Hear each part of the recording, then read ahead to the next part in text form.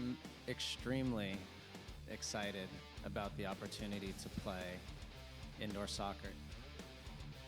One-touch shot and goal! That was arena soccer perfection.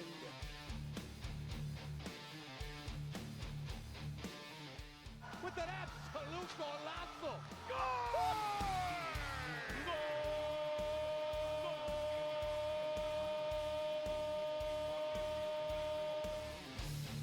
As good a goal as you can see.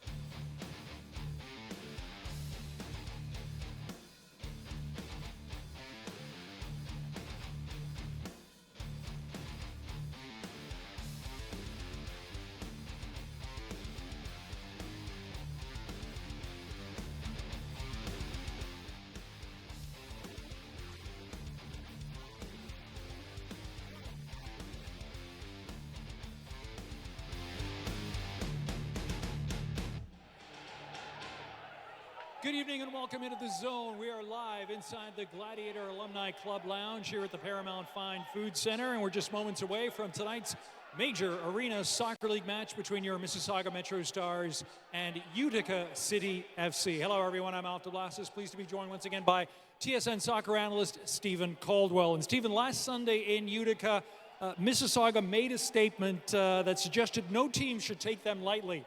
They won their first game on the road. It was a convincing win, 9-3 at Utica. Do you think they'll be able to carry that momentum, that winning mentality over tonight? Yeah, that's the key, isn't it, Alf? Can they keep that going? But it was a statement, and it was a resounding statement from the Mississauga MetroStars. You know, Utica have been flying high at the top of the division for the whole season, and for Mississauga to go in there and win so convincingly, play some great stuff. But Bully was at the centre of most things good, 5 points on the night, 3 goals, and so yes, it's about taking that on here. Obviously, the season's finished in terms of playoffs for Mississauga this year, but it's about the continuity, taking that on, try and get 2 victories in a row, something that's not happened this season yet, and just little, small markers to then move forward as a franchise. Well, this is game number 20 of the season. It's the final home game of the season for the MetroStars, and after tonight, they finish the regular season on the road, 4 games on the road. But Stephen, in general terms, how would you assess the performance of the Mississauga MetroStars in their expansion season? Well, I think it's been really good at certain times, and it's been fine margins. I've said that so many times sitting in this very chair, Al, for calling the game. It's just the fine margins between victory, success, and failure at this level, and there's been a lot of stark learning lessons as well. We saw the development of some younger players as well. Shekigard has been terrific as he's came into the time. Rodriguez has the experience. But Bully looks like he can be a real star at this game as well. So there's so many developments, so many great things been happening. Now it's about finding consistency at the end of this season and taking it into next year and hopefully being a playoff team. Thank you, Stephen, as always, for your insight. And Stephen will be joining our play-by-play announcer, Alex Bastiavansky, on our live stream broadcast in just a moment. As usual, we remind our live stream viewers, as well as our fans here in the arena, to follow us on social media. At Saga MetroStars is the handle on Twitter, Facebook, and Instagram. And now let's get the pregame ceremonies underway with your PA announcer, Jake Thompson. At Monte Carlo Inns, we're the first to admit there's no place like home. So let us welcome you to the next best place, where guests feel like regulars, even on their first day, where you can be as productive as you like, or, if you choose, not at all. Where quality, service, and value are commitments, not rhetoric. With Toronto at arm's length and everything else within your grasp, Monte Carlo Inns is your home away from home. If your hearing is deteriorating and you're ready to look for a solution, turn to Pro Sound Hearing Center. As a locally owned and operated family company, we care about our community, and we strive to provide the best possible hearing services. We're very client-oriented and client-focused. I feel like that's what made us stand out and win this award today. Thank you to the City of Mississauga, the Mississauga News, and of course our clients and everyone who voted for us. Hey fans, thank you for your terrific support and energy this season.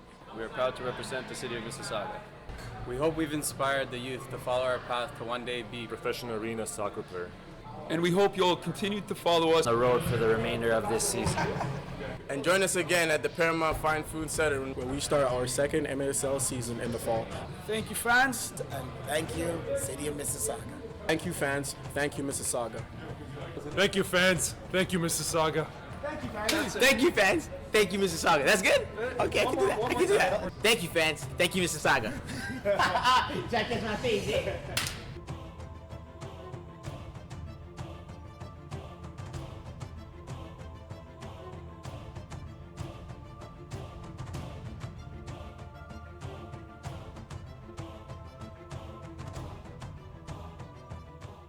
For up-to-the-minute news and information on the Mississauga MetroStars Arena Soccer Team, visit our website, MississaugaMetroStars.ca, or follow the team on social media. Use the handle @SaugaMetroStars on Twitter, Facebook, and Instagram, and interact with us on game days using the hashtag MetroStarsLive. You're watching Mississauga MetroStars Arena Soccer on MASL TV. Alex Bastiavansky alongside TSN soccer analyst Stephen Caldwell. Stephen, we've got about 30 seconds to set this up, and then we'll do it a bit more in depth. But the MetroStars coming off a massive win last Sunday against this very Utica squad. Yeah, a massive win. The first away victory in franchise history, Alex. 9-3. Very convincing, it has to be said, on the night. And so, can they get back-to-back victories against, the conference, the division leaders in Utica City? They're in the playoffs already, but it's very important that the Mississauga MetroStars keep building on the momentum, and 2 victories in a row would be absolutely great at this point in the season. One thing that not in question today, and that will be the hungriness, if that's even a word I can use to describe Utica City FC, but they will be chomping at the bit after being embarrassed by the MetroStars on their home turf back home in Utica last weekend. We'll come back in just a moment. Right now we're going to throw it down to the field for the pregame introductions.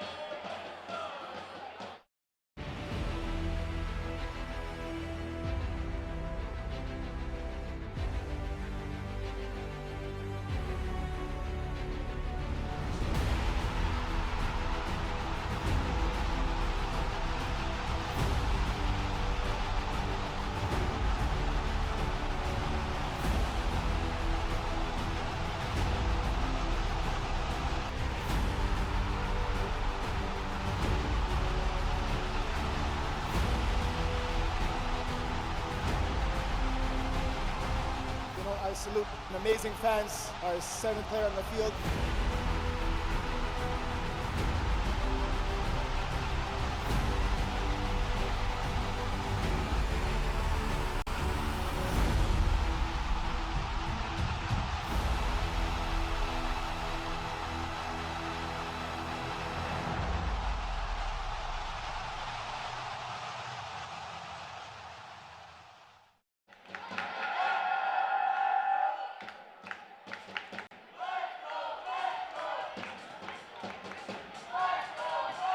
Check, check. Arena soccer fans, Mississauga, are you ready? Let's make some noise.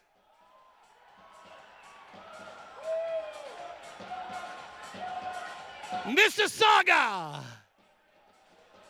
the beautiful game has arrived indoors during the winter months. It's fan-friendly. It's 6 versus 6 arena format with live boards and non-stop action. Let's make some noise!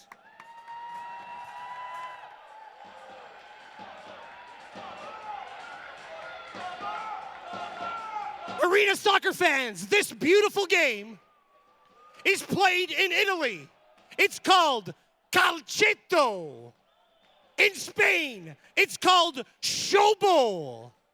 In Mexico, it's called football rapido. And now, in Canada and the US of A, it's called arena soccer.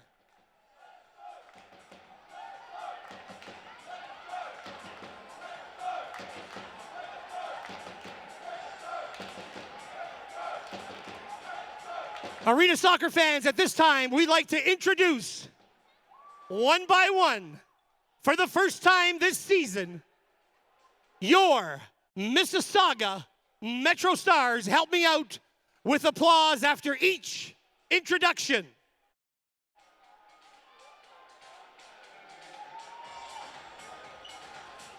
Starting in goal tonight, he's had a terrific inaugural season. He wears number 89, Mr. Adrian Besic.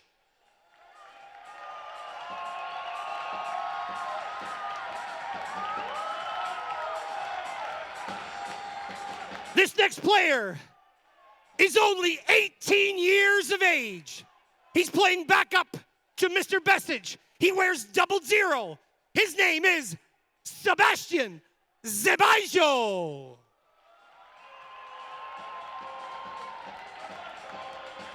Up and coming, number 91, David Valistigi.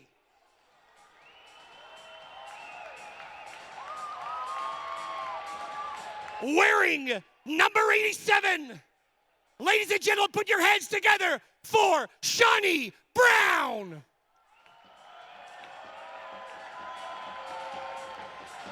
Wearing number 5, he's so tough, he's so fast, Mr. Alberto Harris.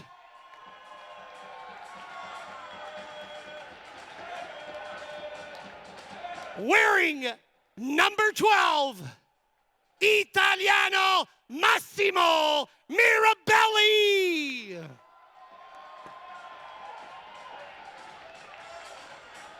Wearing number 32, the quickest player in MSL soccer, Mr. Darren Chambers.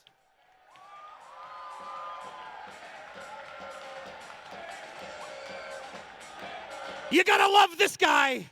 He wears number 13, Damian Graham.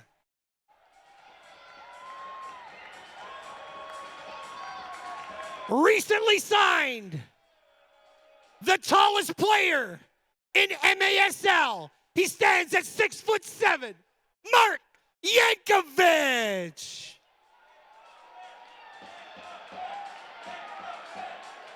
This young player, champion player of Humber College, he wears number 8. Fantastic to watch, Joshua Paredes.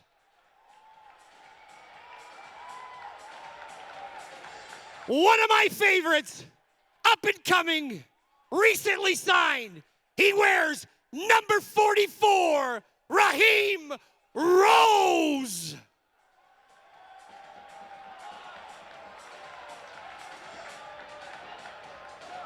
This next player, recently signed this season from First Division in Syria, former TFC superstar with side-by-side with over 30 games played in the MLS with Jovinko, our star, superstar, the future, number 18, Mo Babuli.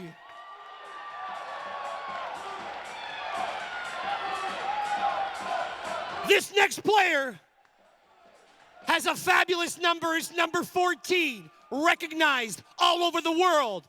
He is a 4-time All-Star in MLS. He has most goals for our national Canadian team.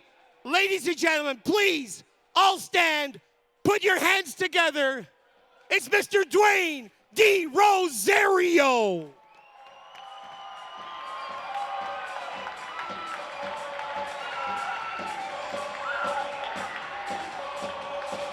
I'd like to introduce recently signed assistant coach Johnny Williams.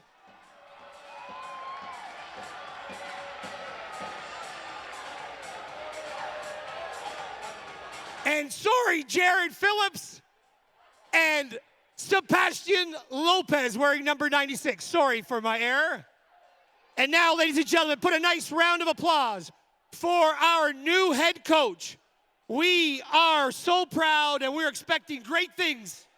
This gentleman was an MLS player with the Colorado Rapids, Defender of the Year in the USL, and a former Edmonton Driller player in the NPSL All-Star, Mr. Coach Rick Titus.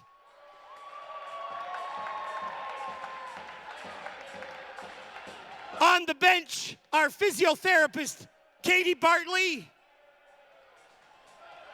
Our equipment and youth liaison, Sergio Valestigui. And not playing tonight, unfortunately injured, former TFC player, Adrian Kahn. And the rest of your Mississauga MetroStars. Put your hands together, please.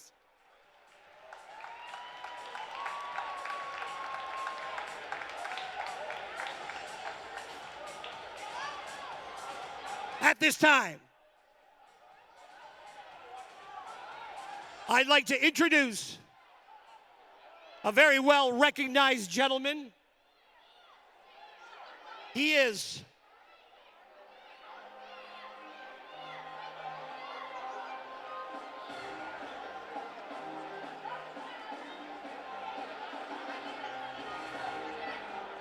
one of MISL's all-time All-Star defenders, Mr. Jimmy Sinclair and his granddaughter, Bernadette Sinclair. A nice round of applause, please.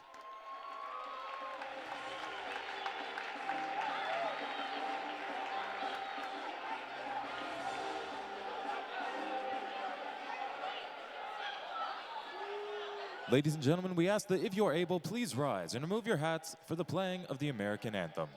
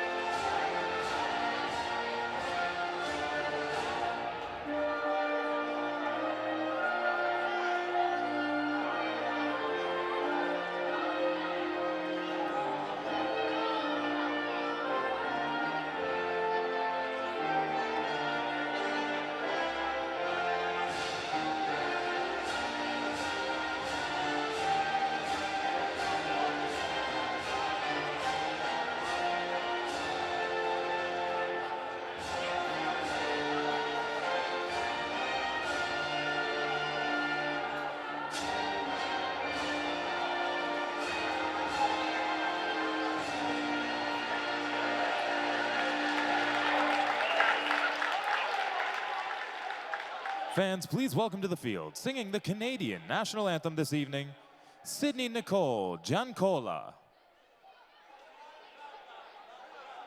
Oh, Canada, our home and native land, true patriot love in all of us command.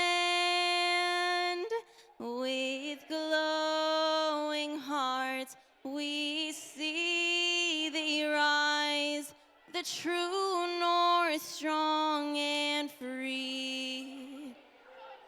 From far and wide, oh Canada, we stand on guard for thee. God keep our land glorious and free.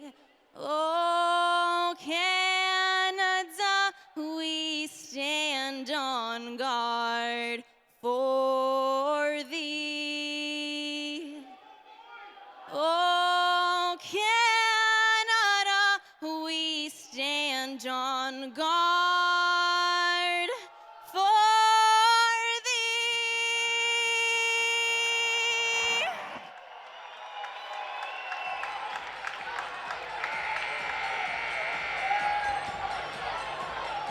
You're watching Mississauga MetroStars Arena Soccer on MASL TV. Welcome everybody to our last home game of the year for the franchise.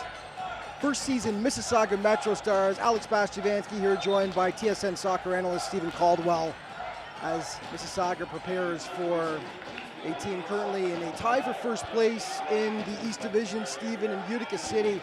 And they are going to be one hungry squad today, as we mentioned off the top, after getting spanked by Mississauga. The MetroStars making a statement last Sunday with a 9-3 win in Utica. Yeah, well, we know they're already in the playoffs, Alex, but you don't want to start getting defeats like that at this point of the season. You want to keep up the form, keep up the good play, so they'll be bitterly disappointed. And like you said at the start, a little bit embarrassed about their performance just a week ago. 9-3 loss to this Mississauga squad, who are unfortunately at the bottom of the division. So expect them to come out with a bit of energy here today. It's up to Mississauga to, you know, replicate what they did in Utica and bring that same quality of football, same skill, same goal scoring opportunities, and try and get 2 wins in the bounds for the first time in franchise history. Well, Utica was sporting their full roster for that game last Sunday. Slavisa Juparipovic, leading scorer on the team with 38 points, Joey Tavernesi and Bo Jelovac. Those 3 players all missing from the lineup today, Stephen. They did not make the journey up to the Great White North. So Mississauga taking on a Utica City squad that's not entirely at full strength, although Mississauga is still missing a few key players due to injury as well. Yeah, Mississauga are missing a few, but you can't, you know, compensate for missing the 3 players that you mentioned there, Alex. Outstanding trio of players. Slava scored some tremendous goals in this very arena. Jelovac as well, just been brilliant, and a game previously here too. They've got the quality. Tavernesi, US international, so it's nice that they're not here for Mississauga. It gives them a better chance, but there's still some very good players in white and blue that are going to be out there today to try and avenge what was an awful defeat a week ago. Utica, of course, a team that does have great depth, and it will be tested today, but it will be a chance for the MetroStars to try to pick up a second consecutive victory for the first time all season long. Mississauga currently with 4 wins in their inaugural season. Utica, as mentioned, in a tie with Baltimore for first place in the East right now. That playoff matchup has already been set. One possible reason why the top 3 scorers on UCFC are not here today, perhaps maybe trying to avoid injury, but they will face off against Baltimore in the East Division final as we kick off the final Mississauga MetroStars game of their expansion season here in 2018-19. Utica City with possession. Bourbeau crossing midfield, not quite, playing it back for Toby. Toby marked closely by Darren Chambers, as mentioned by MetroStars owner Serge Giancola before the game. Number 32, Darren Chambers, quite possibly the fastest man in all of the Major Arena Soccer League when he turns on the afterburners. Utica in close, takedown there by the MetroStars player. That will be whistled down by the official. Free kick for Utica City. Yeah, free kick given against Phillips. Just got a bit too tight there on the Utica forward, and I think a free kick was the right decision. It's in a dangerous area, and it's a chance for Utica to get off to an early lead. So Mississauga will try to hold the fort here early on. Blast over top of the net though, and into the mesh, and it will be Adrian Becic getting things started for the MetroStars. He's in between the posts for the Stars today. At the other end, Andrew Coughlin, and we can just call him the Iron Man, Stephen. I was checking him out. He has played every single game and every single minute this season thus far for Utica City, and he's obviously done a fantastic job as well, one of the top goalkeepers in the MSL. Yeah, he certainly is. He's excellent in goals. He has the experience. He can make saves. He's part of the play as well, and he shows you that he's got consistency. He's racking up minutes like that, so credit to him. He's a very important member of this Utica City side. Utica City applying the pressure now, but Mississauga swarming UCFC in the corner. No one getting control just quite yet. There's Dero back on the pitch now for the MetroStars. The Canadian soccer legend loses it though. Callahan trying to get it out front, intercepted by Sean Brown, boots it up the field. Here's Massimo Mirabelli on the trot, followed closely by Vitali, but into the waiting arms of Andrew Coughlin as UCFC turns it back upfield now. Intercepted by David Velistegi. He's got Dero on his right. UCFC closes up the space. Velistegi shot! That was difficult for Coughlin, who had to dive to make the save. Yeah, it was a good save down to his left-hand side. Velistegi decides to go towards the goal. I thought he might have went off the boards. De Rosario was in the middle and he had to try and find the angle to get it to De Rosario. It wasn't there. Chance for UCFC out front. Oh, just wide there. They couldn't quite get it to go.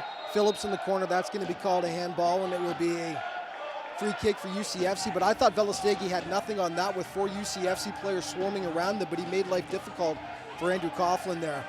Yeah, he did. He hit the target. That was the main thing, Alex. And Coughlin was down, making a smart save to his left-hand side. Free kick here for UCFC. Out front, they go right to Damian Graham, though. The Dero couldn't quite find it, though. And once again, Utica City at midfield will get it going. Schneider along the wing. Schneider gives it a go off the glass. Back out front. There's Damian Graham to corral it, though. Back for Becic. He can't use his hands. Uses his foot, though, to get it up smartly. As the visitors regroup. Raman along the boards. Watched by Mirabelli. Comes back towards the middle as UCFC makes a change now. Gonzaga calling out orders. They'll play it back to Coughlin. No, they don't. They hold on to it. Crossing midfield. UCFC now. Gonzaga down the wing. Gonzaga had Mirabelli come over to attack, and he had to retreat there. Back they come. UCFC once again. 12:10 remaining in the opening quarter of play. Utica City visiting the Mississauga MetroStars. We're live from the Paramount Fine Food Center in Mississauga, Ontario, Canada. So glad you could join us for this broadcast from the Great White North for Major Arena Soccer League action here. 0-0 in the first quarter of play. Balance has been mostly in the MetroStars end. Here's a shot, but Becic gets down and lays the foot out and manages to stifle the chance. Yeah, it was a good passage of play from Utica. They controlled the ball really well. Gonzaga at the centre of that, just almost marshalling the rest of his side, just dictating where people were to move. It was a nice piece of movement. Mujin had a nice opportunity to test Becic, but fortunately for the MetroStars, it didn't come to anything. If you see a rather imposing figure on the field for Mississauga, that's the new man, number 11. He'll be coming into your screen in a moment here, pointing out directions. On the backhand defender, Mark Jankovic, who's been a fixture on the Toronto soccer scene for a few years, playing in the Canadian Soccer League as well as League One. 6'7". He is a tower of power out there for the MetroStars, and new addition to the lineup. And you did a double take when I told you his height, Stephen, didn't you? He's a big lad. You can see him down there. He's towering, good defender. Let's see how he does at this level of the game. Intercepted. Here's Mo Babuli. Babuli charging down the left side. To the middle now. Babuli still going. Over to the side. Oh. Just couldn't quite corral it. I believe that was Phillips who had it go off the end of his foot. But Babuli, once again, on his man, he causes a turnover. And that will actually be whistled down. But Mo Babuli, Stephen, instrumental in that huge win last Sunday. He had quite the game for the MetroStars, didn't he? Yeah, he certainly did. 3 goals and 2 assists, 5 points. He's the leading point scorer for the Mississauga MetroStars this season, and he's been so influential in many different areas, Alex. We've talked about, obviously, his quality from an attacking point of view, but his defending has been excellent as well. He never shuts the opportunity to run back and, do his duty back there in the defensive third. And just been outstanding for his first season in arena soccer. I'm excited to see how he can progress as a player at this level. I think he can be one of the best in the league. Well, you mentioned that 5-point game against Utica City last week. That was good to get him a A spot on the MASL Team of the Week as a substitute is De Rosario's got a bit of space, shot off the glass. No one there to receive it for the MetroStars. But a substitute on the MASL Team of the Week for Week 16. So congratulations to Mo Babuli, who of course was lured back to his hometown of Toronto after playing professionally in Syria last year. Here's Dwayne, bit of space, got J.O. on the side, takes a shot. Stopped by Coughlin. I was going to say he had Graham on the right side, but elected to take it himself. But good chance there for Dero. Shot again, Dero. Deflects off the UCFC player. Yeah, it was a terrific block. Schindler it was, it just got in the way of that shot. But again, the one before where De Rosario hit the target, Coughlin was alert and down to his left-hand side, showing some good goalkeeping skills in the early stages. A great action here early on, going both ways. Left and right in front of us here. Both teams getting some good chance to start things off here. 0-0 thus far, though, as we are just under 9 minutes remaining in the opening quarter of play. Shots thus far. Oh, there's a first one for UCFC. Mohamed Kenaway gets the marker for the visitors, and it's 1-0 UCFC, just like that. Yeah, it was terrific movement. Great finish from Kenaway. Just found some space and puts it into the corner of the net. It was Daru that started the move. Brilliant ball to Callahan. Be aware of him. He's a very, very good player, Callahan, left-footed. Picks up some lovely positions, and he finds his teammate Kenaway, who just opens up his body and strokes it into the corner of the net with that right foot to give Utica the 1-0 lead. Well, I was busy checking the shot totals when that went in. I was going to say it was 3-1 shots for the MetroStars, but that's the second one on goal for UCFC, and it's golden as they pick up the opening marker in this contest. 1-0 for the visitors over the hometown Mississauga MetroStars as we played just under 8 minutes and 30 seconds here of the opening quarter. Utica City drawing first blood. Becic receiving it back from Darren Chambers. Becic calling for Harris, no, going for Mo Babuli instead. Mo marked closely by Callahan. Taken down, no call though.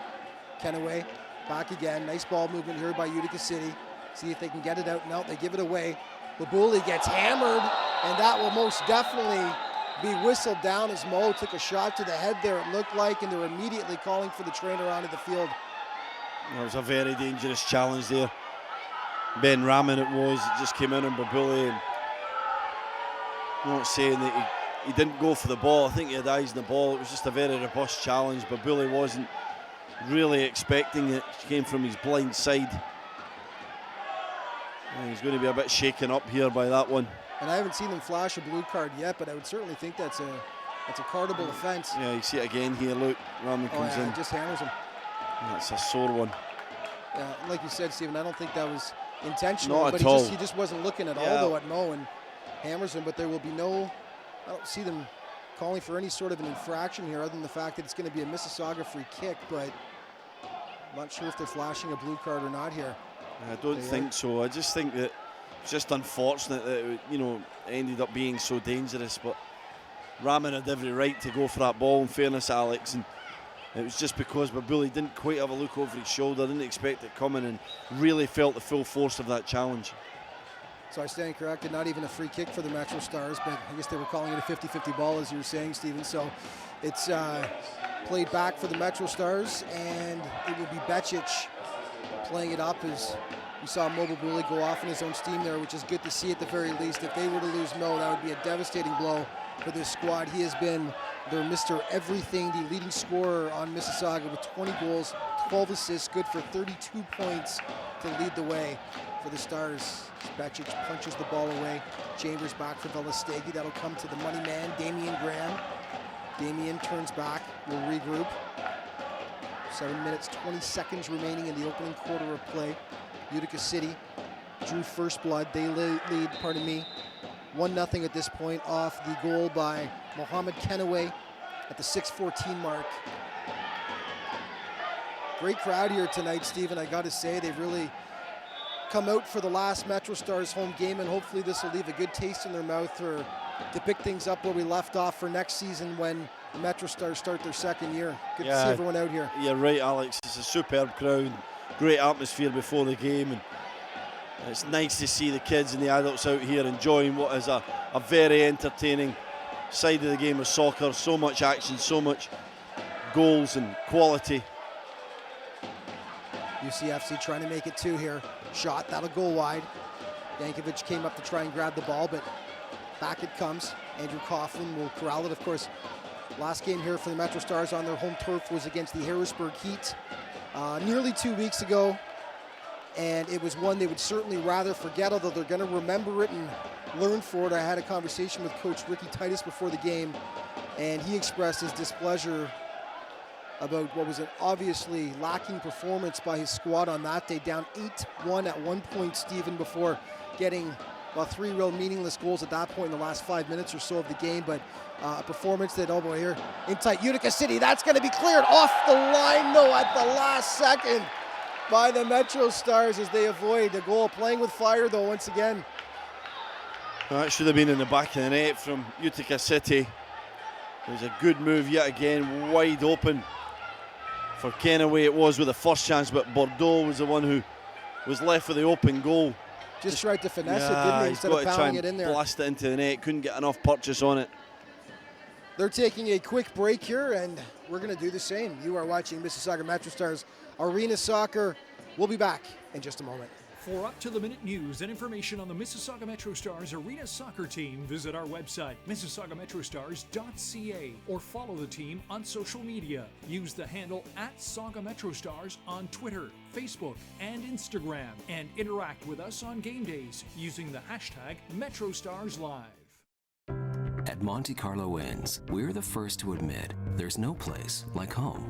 So let us welcome you to the next best place, where guests feel like regulars, even on their first day, where you can be as productive as you like, or, if you choose, not at all. Where quality, service, and value are commitments, not rhetoric. With Toronto at arm's length and everything else within your grasp, Monte Carlo Inns is your home away from home. Welcome back to Mississauga MetroStars Arena Soccer on MASL TV. Alex Bastiavansky alongside Stephen Caldwell. And MetroStars have had their chances in the early going, Stephen, just not able to put one away quite yet. Yeah, a couple of near chances from Mississauga. Here's an early one from Valastegi. De Rosario wanted it off the boards, but it's not a bad strike that. Coughlin makes a nice save, and De Rosario had one of his own. Coughlin makes a save again down to the left-hand side. This is a nice little save. I think that one's probably better than the previous, and that's been the chances from Mississauga. And at the other end, we saw some opportunities for Utica City, none more so than that recent one from Bordeaux that led to this dangerous opportunity again to get the ball into the back of the net and go into a 2-0 lead. So it'll be a free kick here for Utica City, very dangerous, just on the edge of the box here. Let's see what they do with it. Pass it off to the side, shot off. Callahan just couldn't quite get a good boot on that, and it went wide. MetroStars turn it back up. He's got Chambers on the far side. Does Babuli. Babuli trying to do it himself, though, and just can't make it past Liam Callahan. Rose deflecting it off his man. Rose gets it back. Velastegi will play it all the way back for Adrian Becic. Velastegi now. Off to the side, Alberto Harris. Back for Becic. Becic plays it up for Mo Babuli over top of his head, though. Mo will try to get it back. He went up and over, fell hard on the turf, and Mo is down once again as he landed hard on his back. Painful stuff. Looks like he's not quite as bad as he was last time, though. Just a rough landing there. Yeah, it's a sore one, that, when you lose control of your body and just come over, land straight onto that hard, artificial turf. He really is in the wars in the early stages of this match. He's not holding back. It's something, an attribute of Babuli's that is really to be admired, his bravery. But maybe that one was a bit of a silly challenge, and hopefully he's going to be okay. Just see he's holding his wrist a little bit. His wrist. Yeah, we're just lucky it wasn't Marco Rodriguez, because that shoulder would have been gone. Falling, as we've seen Marco pop it out a few times this year. Marco, of course, suspended for this game. I believe this is his second straight now, due to a previous red card and also an accumulation of cards. So I believe Marco will return for the MetroStars next game, but he is out tonight, and that's a valuable veteran presence the MetroStars are missing. Marco, of course, the only player coming into this season that had MASL experience, having played for the Florida Tropics previously. Everyone else on this MetroStars team is brand new to the arena game, aside from perhaps playing friendlies with the Canadian national team, the newly formed Canadian national team, I should say, last year. These are all first-year guys for the MetroStars, so a player like Marco Rodriguez has been instrumental this year, not only in terms of his presence on the field and putting up points, but also from an educational standpoint in teaching players what to do. Got under 5 minutes remaining in the opening quarter now, 1-0 for Utica City FC over the MetroStars. They will try to add a second before the buzzer goes at the end of the quarter. Mohamed Kenoué, the lone strike at the 6:14 mark of the opening quarter here. Shots up to this point, 4-3 for the MetroStars.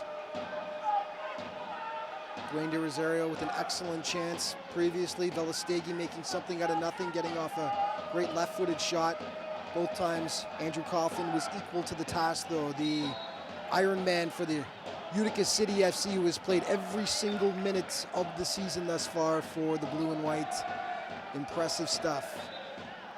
Raman playing it back for Gonzaga. Back for Raman once again. 4 minutes, 15 seconds remaining now in this quarter. Tight game so far. Great back and forth action between the team that's currently tied for first place in the East Division with the Baltimore Blast, UCFC, and the MetroStars, who are in fourth, but who just recently, of course, picked up their fourth win of the campaign against this very Utica City team last Sunday, as we see a foul called and Gonzaga gets dropped there. Free kick for UCFC, Stephen. Yeah, I just think he should have let play on there a little bit, the referee. It was no need to bring it back. Yeah, it was a touch late from Mississauga, but it was good play from Gonzaga. Just let it play. They had good possession. They're showing some good spacing on the pitch in the early stages. This first quarter's been excellent from Utica, and I think that they've probably controlled the possession a lot better than Mississauga. Of course, we're seeing the depth of this Utica City squad, which will be essential. They want to make a long playoff run.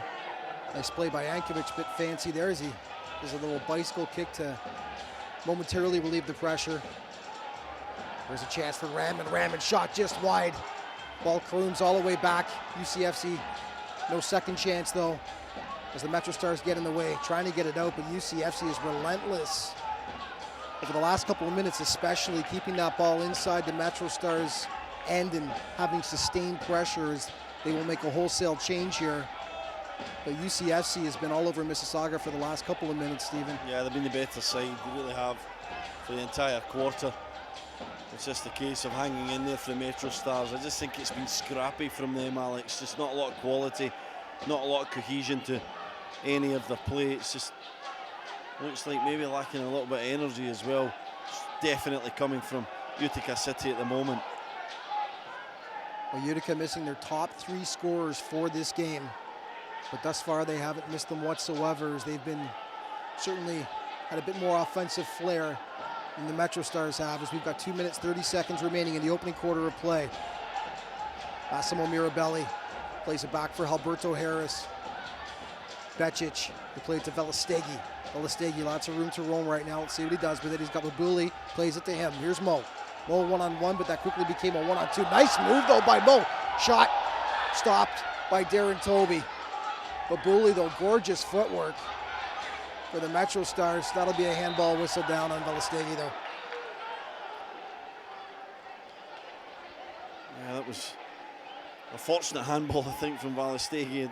Don't know if it was intentional, but what he did do was stop what looked like was going to be a really good attack from Utica. Just transitioned from defence to attack so quickly, and a lovely piece of skill that was going to take the ball past Velistegi, and fortunately for MetroStars it hit his arm. Yeah, he would have been gone if he'd gotten it past him there. He had a step on him, no question about it, but luckily for Velistegi, off the arm and went, and it was whistled down. Utica City playing it up for Raman. Velistegi has had a great game so far for the MetroStars. It's been all over the pitch. Intercepts that one. Mirabelli, Babuli. Mo looking for options. Plays it up for Damian Graham. Graham marked by Gonzaga. That's stolen though. Here's Raman back for Gonzaga. Gonzaga. Andrew Coughlin off to the wing. Vitali We've got just over a minute remaining in the opening quarter of play. One goal only by the visitors. UCFC over the MetroStars up to this point. Coughlin, Raman. Mirabelli was on him. Raman peels off though. Back to Coughlin once again. Utica City showing a lot of patience here. Setting things up, trying for a chance to see if they whistle that down, and they do.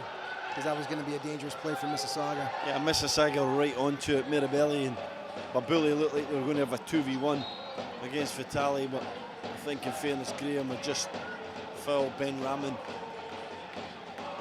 Better pressure though from Mississauga, Alex. It's been a little bit passive in this first half, not from the away side Utica. They've been terrific. They really created great pressure on the team in orange and made it difficult for them to possess the ball with any quality.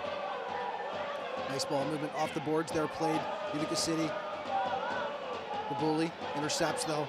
Josh Paredes. I think that might be the first time we've seen Josh Paredes all game, Stephen. Yeah, it's the first time he's been on, isn't it? Yeah, he normally plays heavy minutes for this squad, but might be the first shift he's been on, and first time I've said his name anyway this game. And just under 10 seconds left. Don't know if Utica City will get a shot off. They played in deep. Off the boards could be a problem, but second shot, Gonzaga had a chance, but his left footer went wide of the goal as the buzzer goes. And after 15 minutes of play, it's the visitors, UCFC, with a 1-0 lead over the Mississauga MetroStars from the Paramount Fine Food Center in beautiful Mississauga, Ontario, Canada. We'll be back in just a moment. If your hearing is deteriorating and you're ready to look for a solution, turn to Pro Sound Hearing Center. As a locally owned and operated family company, we care about our community, and we strive to provide the best possible hearing services. We're very client-oriented and client-focused. I feel like that's what made us stand out and win this award today. Thank you to the City of Mississauga, the Mississauga News, and of course our clients and everyone who voted for us. Hey fans, thank you for your terrific support and energy this season. We are proud to represent the City of Mississauga. We hope we've inspired the youth to follow our path to one day be professional arena soccer player. And we hope you'll continue to follow us on the road for the remainder of this season. And join us again at the Paramount Fine Food Center where we start our second MSL season in the fall. Thank you, fans, and thank you, City of Mississauga. Thank you, fans. Thank you, Mississauga. Thank you, fans. Thank you, Mississauga. Thank you, fans. Thank you, fans. Thank you, Mississauga. That's good? Okay, I can do that. I can do that. Thank you, fans. Thank you, Mississauga. Jack, that's my face, eh?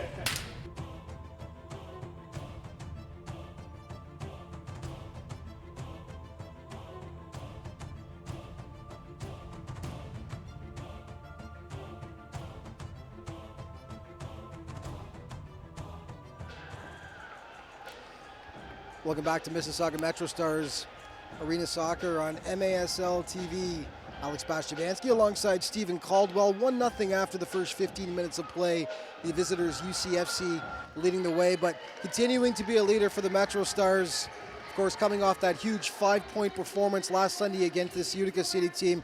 Mo Babuli, Stephen, just continues to lead the way for the Stars. Yeah, I thought he was the best player in the first quarter for Mississauga MetroStars. He was in the wars as well. This is an early challenge from Ben Raman that just puts him to the ground, but lad's a warrior. Look at this, just so brave. Daru just kind of backs into him. Could have been a sore one, but shrugs it off, gets on with it, past three players there, and then a decent block by Toby. But this is the kind of skill and quality that Babuli possesses, and I thought he was terrific. And one of the few shining lights. I don't think it was the best quarter comfortably from the Mississauga MetroStars. I thought they were just a little bit slow, a little bit tentative into some challenges, Alex, and they were pressed really well from Utica. So they'll have to up the intensity and play a lot better in the second quarter if they're going to get anything from it, some goals. I'll tell you, from a highlight perspective, I would have loved to have seen Mo actually score a goal there, because going through three Utica players on that beautiful footwork would have made a great highlight. But super play by Mo in the first quarter regardless. Shots 5-3 for Mississauga after the opening 15 minutes of play, as they will try to grab an equalizer and hopefully more in the second quarter as the clock winds down. Buzzer goes, and we are set to start the second quarter of play. Great crowd here at the Paramount Fine Food Center in Mississauga, Ontario, to watch the final home game of the Mississauga MetroStars in their inaugural season here in the MASL. And I know you were asked before the game by Alf de Blasis about your analysis of the season, Stephen. And of course there were ups and there have been downs, but it was sort of expected that this would be an education this year as their first season in the league, wasn't it? Yeah, it certainly was. And some great moments. Think back to that first home game, the 10-0 victory. It was just sensational, wasn't it? And everything that could have went right on the afternoon certainly did. And then some of the heartbreak, some of the start learning lessons, been some difficult away trips, of course, but here, especially at the Paramount Fine Food Centre, some of the heartbreaking losses, overtime loss to Baltimore Blast, and that late loss to Utica City. Remember that one where, you know, the MetroStars were winning with just 40-something seconds to go and then conceded 2 late goals to actually lose that one when we thought, worst case, we were going to go to overtime. So, yeah, it's a learning lesson and it's a process, and it's something that they'll be better for next season. Well, Bully with the free kick right on into the breadbasket of Andrew Coughlin. But yeah, there have been highs and lows and heartbreaking moments, and I agree with you, Stephen. I think the most heartbreaking moments, I don't think it even comes close. I think it's that UCFC game where, as you mentioned, I think it was about 43 seconds left, scored a goal to take the lead, and within 20 seconds, Utica City came back and scored 2 quick ones to basically snatch victory from the mouth of defeat and break the hearts of the MetroStars and their supporters in the crowd. But so many great moments to think of, and of course that great comeback win against Harrisburg just a few weeks ago, where they were down by a 4-1 count, came back and reeled off 6 straight goals, and then held on for the 1-goal game. The game where you asked someone to step up, and of course it was Mr. Mo who did just that. It certainly was, yeah. It was just a terrific fourth quarter. I think Babuli set it off with a bit of an assist off the boards that gave them a glimmer of hope going into the fourth quarter, and then Mo Babuli was just sensational, scoring goals and setting up chances. Rodriguez getting that cushion goal, which turned out to be vital as they came back into it, and it was a 6-5 victory. But that was a brilliant afternoon here as well. These fans that have been coming through thick and thin just understand, a strike from Paredes, understand that this is a learning process, and this is about finding the right combinations and the right formula that's going to work for the MetroStars as they move forward. Well, that Sauga City supporters group currently behind Adrian Becic, left side of your screen, behind the net, every game they come to, making noise, waving flags, doing the Viking clap, getting the crowd going, and they've been a pillar of support for this MetroStars team. So great to see, and hopefully next year it just builds on that and the size of the club increases even more. But great to see them out all season here supporting the MetroStars. And I remember the opening press conference, of course, at Celebration Square in Mississauga, Stephen, where they did the introduction of the team and the logo and the colors. And back then, I think there were about 10 of them. And they just formed, they said, nope, this is us. We're the Sauga City Supporters Group. They brought the Mississauga flag. They talked to the mayor. They talked to D-Row. They talked to then Coach Phil Ionati, expressed their excitement. They came up to me. We did a little interview, and they said, no, watch us. We'll be out there at the home game. And their numbers have just gone up and up and up ever since then. But that event back in September was just a wonderful, exciting moment for the city and the franchise. As we mentioned, hopefully next year, the crowds just continue to increase and go up because it's such a fantastic product, this arena soccer. 11 minutes and 30 seconds remaining, the second quarter of play. Utica City up by a 1-0 count over the MetroStars and looking for more here. Damian Grand marking him man closely, back for Gonzaga. Gonzaga, he's got Rose on him, off to the side. Back it goes to Coughlin. Coughlin up the middle now. Here comes Utica. This could be dangerous. Off to the side shot. Nice stop by Adrian Becic, who gets the foot out. And back they come. Raheem Rose. He'll be whistled down for that most likely. Put a little hand on the player there. That was a great save from Becic, but Schindler chose the wrong option. He should have squared it into the middle where Mujin was just waiting to tap it into the net.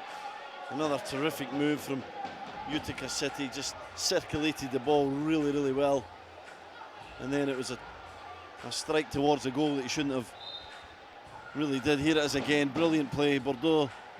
And then Schindler's there. I thought he should have squared it into Mujin. Instead, he went for that near post one, and Becic was alert and ready with an outstretched leg. Well, it's interesting. The stat sheet says 7-3 the shots for the MetroStars, which doesn't exactly jive with what we've been seeing so far on the pitch, where it seems to be mostly Utica applying the pressure. I thought that was all ball there by Rose. Interesting call. And a blue card as well. We'll have to take another look at that one if we can to our production crew, but that's sure. Stephen, tell me what you think here. I think it's a bit of a scissor motion. I think it's a dangerous challenge, I have to say. And I know that he gets some of the ball, but he comes right through Callahan to do it. I think, in fairness, referee was right next to it, and he was certain right away to go to the pocket and bring out the blue card. It's unfortunate for Raheem Rose, and being a defender in the way that I used to play, I'm certainly not criticising challenges, but in this day and age, Alex, you're not allowed to tackle, really, and certainly not coming through players like that. So I thought it was the right decision. Tough power play this. MetroStars have to try and defend this. They don't want to give this quality side a bit of a cushion here in the lead. Well, 50% Utica City clicking at on the power play this season, so they've been extremely efficient. And the penalty kill for the MetroStars, 41%. So they're going to have to play very tight here against a dangerous Utica City squad when they've got the man advantage. Gonzaga shot on goal. Becic got his fingertip on that.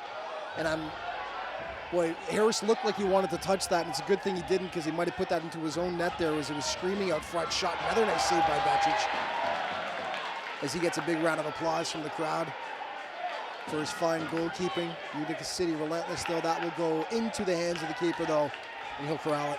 Yeah, he won't be in any rush here. He made a couple of brilliant saves during that little piece of action. I thought Utica did something really well. They got a lot of shots at goal. They didn't just circulate the ball. They've seen the opportunity, had a strike. This man here, Gonzaga, has been the best player out there this evening. He's been brilliant so far here, one of these shots. Now it's about just holding on for another minute. Yeah, just under a minute now. Shot on goal, that deflected. Almost went in, but ended up going just wide. But 50 seconds remaining now in the Utica City power play. Mississauga trying to hold on.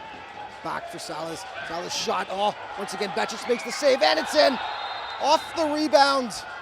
Utica City puts it in. And it's a 2-0 lead for the visitors. Yeah, it's Freddie Mujin with the goal. Just finds a bit of space. Smart striker play from him.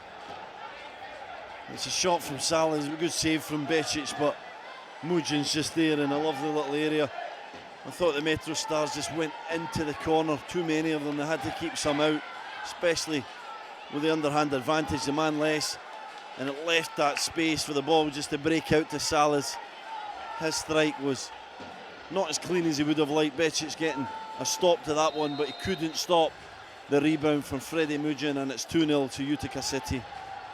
The 2-0, all you can really ask from Becic is to make that initial stop. That's exactly what he did, and Velostegi wasn't quick enough to clear that away, unfortunately. There were 40 seconds remaining in that Utica City power play, so that will count as a power play goal for UCFC as they continue to be lethal with the man advantage.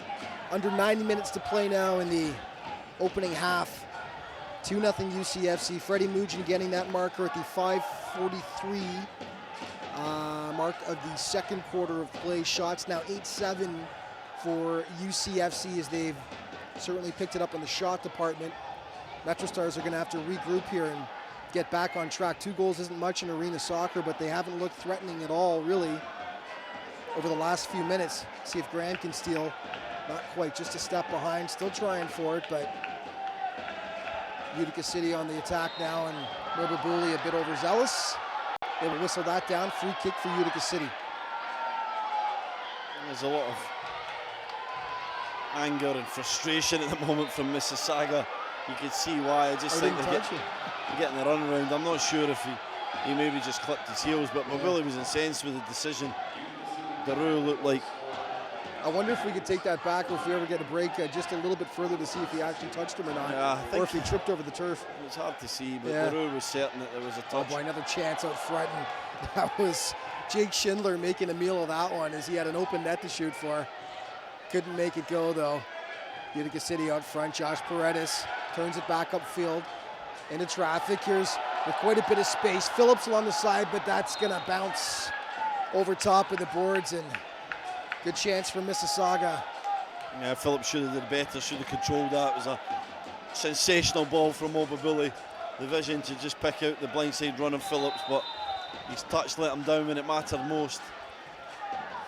Unfortunate, just right off the top of his foot and bounced out of play as they're going to take a timeout here with 7 minutes and 38 seconds remaining in the first half. It's 2-0 for the visitors, Utica City FC, over the hometown Mississauga MetroStars. You're watching MASL Soccer, and we'll be right back.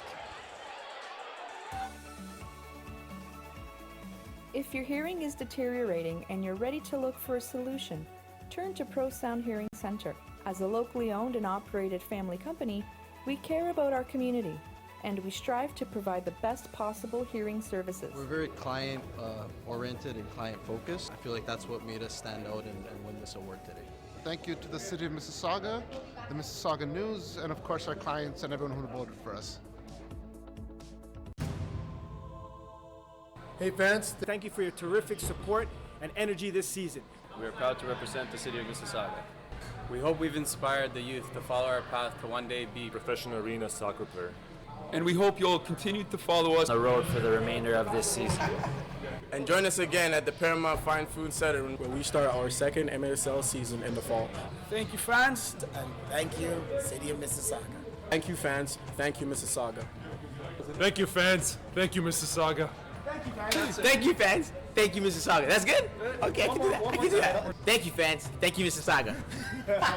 Jack, that's my face, eh?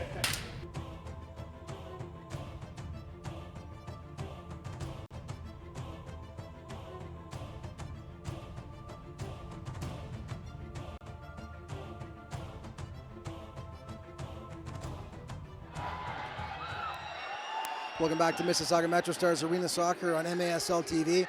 Alex Bastiavansky alongside TSN soccer analyst Stephen Caldwell as it's 2-0 for Utica City FC over the MetroStars. As we played about a quarter and a half of soccer here. UCFC leading the way, currently out shooting the MetroStars by an 8-7 count, and 2-0 on the scoreboard thus far. What would you like to see Mississauga do just a bit more of, if anything, Stephen, here? Move the ball quicker. I think they have to pose some questions to Utica City. I think it's been a little bit simple for them in the first, quarter and a half. They're playing very well. They're getting a high pressure on the ball, but at the moment, tactically, I don't think Mississauga have had many answers for Utica City. And we've got to try and change the way this game's going. Utica looking for a third here now, as it's Toby playing it back, and they'll start all over with Coughlin once again. Yeah, aside from 2 or 3 good chances in the opening quarter of play, there wasn't much doing for Mississauga up to this point. Isn't much doing for Mississauga up to this point in the second quarter. Yeah, they can't get anywhere, Alex. They No. can't get out of their half. They can't get any kind of rhythm to their play, and I think that's, again, reiterate credit to Utica City. They've been absolutely terrific, but Mississauga have to try and change the way this game's getting played. Maybe go a little bit longer, something that we've seen in the past from Mississauga and particularly Becic, but at the moment they're just struggling to get any kind of rhythm, any kind of quality of play to then create chances and test out Utica City in the defensive third. Well, shots in this quarter alone, 6-2 for Utica City, just to give you an idea of how they've controlled the player. Of course, they did have a power play, which led to that second goal. Mississauga managed to kill off the first minute and 20 seconds of that, but wasn't enough, as Utica got a second effort after Adrian Becic made a nice initial stop, and Freddie Mugin was able to put home the rebound to make it a deuce for UCFC. 5 minutes, 45 seconds remaining in the half as the play gets whistled down, and I'm not sure what the call is there, if you saw it or not, Stephen, but I was actually looking at the screen, but I think it was something about extra men. gotcha. That was a blue card, okay. I think it's for too many men on the field from... And is it going to be against the MetroStars? It's Mirabelli walking over to the box here. Yeah, I think it was Mirabelli and Babuli. There was something wrong with the changeover. I couldn't quite tell what side it was, Alex, because as I looked over, there was also a change coming from Utica City, and unfortunately for the MetroStars, it was an infringement from them. I'm certain that Mirabelli was coming on or off at the wrong time. Well, Utica has been just slightly over 50% with that man advantage. They will look to add to that further now. And we are also getting into that time that's been the witching hour for the MetroStars. That last 5 minutes of the second quarter of play. Back out front, here's Salas with a shot. Blocked though, as we've seen the MetroStars sort of, especially in sort of that last 2-3 minutes of the second quarter, Stephen, either they seem to let up or it's a mental lapse or something. But that's a time they've been quite vulnerable when it comes to allowing goals. And with Utica with a man advantage, they'll certainly try to see if they can avoid that today. As the ball goes out of bounds, and it will be MetroStars balls. Will have an opportunity just to kill off a few seconds here with minute 28 left in the Utica City power play. Alberto Harris calling for some help. He'll wait. Mark Jankovic, Mr. 6'7" for the MetroStars, hopping onto the field. He's on the left side now, in the corner. Sean Brown, but that's intercepted. Played back, Toby, on nice place by Chambers, but intercepted by Utica City once again. Yeah, Brown has to keep that in the corner there, Alex. A man short, Mississauga, and there's no need to try and play that pass. It was such a dangerous ball back and almost put his side in serious trouble. Well, they had the perfect opportunity, as you were saying, to waste some time there. And that should be your main concern, is just even just pinning it in the corner if you can. It was a great ball from Bečić into the corner, and Sean Brown did really well to hold it in. No real serious pressure. Just hold it in the corner. Waste 20 seconds if you can. There was no value in trying to play it way back towards the yellow line. In the end, his pass wasn't even accurate, and it was right to a Utica City player. Now they've got it all the way up this other end with, 46 seconds of the power play to go. Well, here they go. Shot by Toby off the glass. Here's Chambers. See what he does with it. Trying to waste some time, but he gets a bit fancy, and that's intercepted by UCFC. Here's a good chance. Nice save by Adrian Bečić, who sprawls to deny the chance, but once again, Mississauga getting far too fancy where they don't need to, Stephen. I was just thinking Chambers did the right thing. He slowed it down. He was going to hold it up, and then he tried a silly trick when Utica had players up the pitch. You know, it was not smart arena soccer that at all. Well, they managed to dodge that bullet anyway. Get it out. Josh Paredes 1-on-3 though. Chambers comes up to help. They'll waste some time. They've almost killed off this penalty. That should do it. I say should because I've had quite the reputation this year of saying something like that and then getting burned in the last couple of seconds, but I do kill that off. Raheem Rose, nice footwork. Big round of applause from the fans as they appreciate the technical skills of Mr. Raheem Rose. And now, once again, it's whistled down. Don't tell me the MetroStars are getting called once again. And Babuli is extremely upset, and he's going to get a talking to by the official who doesn't like Mo's tone. And Mo is being pointed towards the box here. There's all kinds of stuff going on. I'm not sure what the actual call is, but it was whistled down anyway. Yeah, let's see. The two officials are just conferring at the moment. We'll see what gets said here, but the referee's going over to the MetroStars bench. He wants to talk to Rick Titus about something. Well, Mo said something there that really got the officials back up, no question about it as well. When he was complaining about the call, he came right back over to Mo to have a little chat. Yeah, but Billy was furious and screaming. I think it's the official on the bench here for Utica City. I think Babuli got angry about the fact that he's always screaming at the referee, asking if the changeover's happening legitimately and if it was illegal or not. And so I think there was something about that. And then maybe the referee just wants to calm the situation now, Alex, by having a word with the coaching staff. It's Velostegi. It's the exact same play they did before. It's too many men once again for the MetroStars. It's just going mental lapses that'll just absolutely kill you. They finished killing off one penalty, and now with 3:27 left in the second quarter, they got to kill another one, Stephen. Yeah, it's just really sloppy, isn't it? You know, especially when it happens in quick succession like that, and that's why the trainer or whoever it is, young lad over there from Utica City, was screaming because he saw it. There's a chance. Fired just wide. Followed up there by Mirabelli, but no dice. Raheem Rose, he's covered by Huberto. Back to Josh Paredes. But yeah, I mean, back-to-back, too many men on the floor penalties for the MetroStars. I don't think we've seen that throughout the year by either team, whatever team's been visiting, or the MetroStars. It's the first time we've seen that in succession like that. Just a mental lapse by the MetroStars. They got some work to do. 1:15 seconds left here. They will be shorthanded. Utica City looking to grab a third before they go into the dressing room. Salas marked by Paredes. Josh does well just to boot it up the field and relieve the pressure a bit. Gonzaga. He's got Mirabelli watching him closely. Salas on his left. Salas overlaps. Plays it off though to Schindler. Back for Gonzaga. Off to the side here.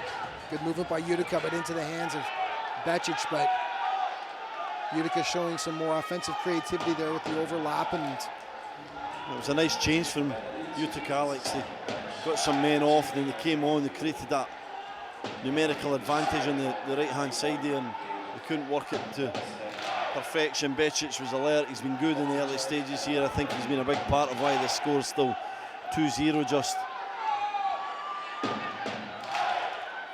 MetroStars close. And jinxing it once again by saying that shot, and it's off the side, and the second one goes in. I was gonna say, close to killing off that penalty. 3 seconds left, and once again, every time I open my mouth and say something like that, it comes back to bite them. 3-0 for UCFC. Just architects of their own downfall yet again. Mississauga, just too many men forward, not keeping the ball. It's Phillips this time. It's good pressure again. Real theme of the first half here has been the pressure from Utica City, and it's Mujin who creates the pressure. He gets a chance back. A little bit fortunate maybe. As he gets it back, there's Toby at the back post just to tap it into the net. Just mad scramble though. Yeah, but everyone's all over the place. Too many bodies forward. They left themselves too short at the back, and as Phillips had it, he had no real support, no angles, and the pressure just flooded in from the white and blue shirts, and then before you know it, it's there, and Toby's tapping it into the net, and they find themselves 3-0 down. And in this game, no lead is insurmountable, but this is going to be extremely difficult, just in the way of the balance of this game and the quality of Utica City, what they're playing for. They're playing for places. They're already in the playoffs. They've been one of the best teams all season, and MetroStars have got nothing going so far. Now, Mo will get whistled down for that foul and a blue card in the process, and I wonder if that's as much for the talking as it is about the actual foul that happened. But Mo is not enjoying the officiating thus far in this game. Chris Grab is the lead official today, and Mo has had quite a bit to say regarding that, but he will sit for 2 minutes, and this is just devastating stuff for the MetroStars. 2 power play goals already they've given up. Yeah, I don't agree with that one, Alex. I don't think there was a lot in it, but really screaming at the officials. I think that comes from what happened previously. Yep. And I don't like that. You know, it should be given on its own merit. I don't think there was a real cynical foul there. I think the bully was trying to stop his momentum. I'm not suggesting that the Utica player dived, but I just think the referee was desperate to get out his blue card there and send Babuli off just to show who's boss. Yeah, like I said at the top there, I think that was a carryover from what previously happened on the bench when Mo was giving the referee hack. But I mean, I got to agree with you on what you said there, Stephen, and also we saw Mo get absolutely hammered in the first quarter as well. I know it was a 50-50 ball, but I mean, that was more of an offense than what we saw right there. But regardless, Mo sitting for 2 minutes, shot, and it's in. Oh boy. Jake Schindler, beautiful little deflection in front off a gorgeous pass, and it's 4-0 for Utica City FC. Just utter domination in the first half by the blue and white. Yeah, it's all about the ball from Callahan. Just sensational. There's a little flick from him, and then this ball, the vision to just pick out Schindler at the back post. He's all alone, just has to tap it into the net. Makes no mistake, missed an earlier one in the first half where he should have did better this time. He can't miss that one. He's in close, and before you know it, 10.8 seconds to go, they're 4-0 down, and it's been really an awful half from Mississauga MetroStars on all fronts. 4 goals, but 3 of those goals coming on the power play. for Utica City as well. I mean, it's not like the MetroStars were bastion of offensive opportunity by any stretch of the imagination, but I mean, 3 power play goals they gave up. Oh, they got to stay out of the box, this squad, as the shot by Moba Bully deflects wide, and an unfortunate half for the Mississauga MetroStars, but a fortuitous one for Utica City FC, as on the road they are taking it to the hometown MetroStars by a 4-0 count after the first 2 quarters of play. Halftime now. We'll see you in a couple minutes down in the zone.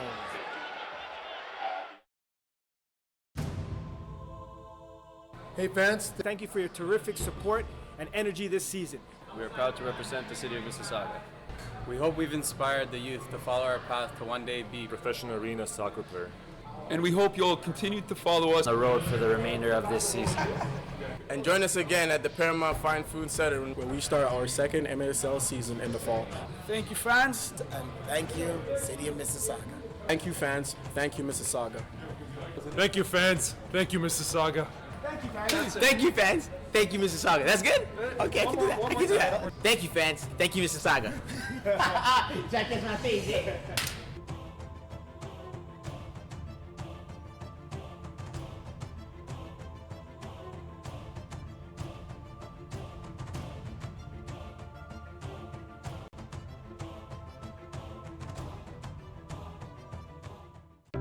At Monte Carlo Inns, we're the first to admit there's no place like home. So let us welcome you to the next best place, where guests feel like regulars, even on their first day, where you can be as productive as you like, or, if you choose, not at all. Where quality, service, and value are commitments, not rhetoric. With Toronto at arm's length and everything else within your grasp, Monte Carlo Inns is your home away from home.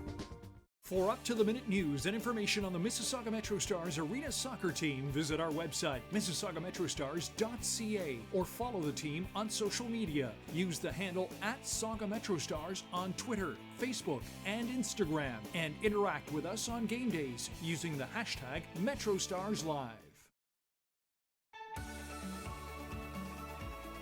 If your hearing is deteriorating and you're ready to look for a solution, turn to Pro Sound Hearing Center. As a locally owned and operated family company, we care about our community, and we strive to provide the best possible hearing services. We're very client-oriented and client-focused. I feel like that's what made us stand out and win this award today.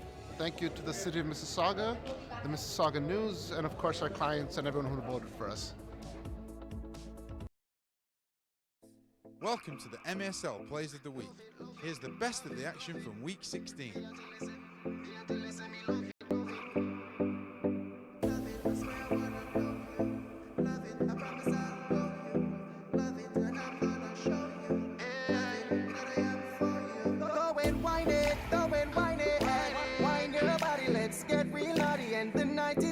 It's time to party, go and whine it. Turn your body around. I wanna go slow. I wanna give you more. I want this love to grow. Meet me on the floor, baby. Yeah. Meet me on the floor, baby. Yeah. She gon' make me move. She gon' make me groove. She gon' make me show all the things I wanna do. Meet me on the floor, baby. Yeah. Meet me on the floor, baby. Yeah. I know you gon' love it. I know. Brace and wind up. I know you gon' love it. I know. Brace and wind up. I know you gon' love it. I know. Brace and wind up. I know you gon' love it. I know. Girl, you are mine. I see the look in your eyes.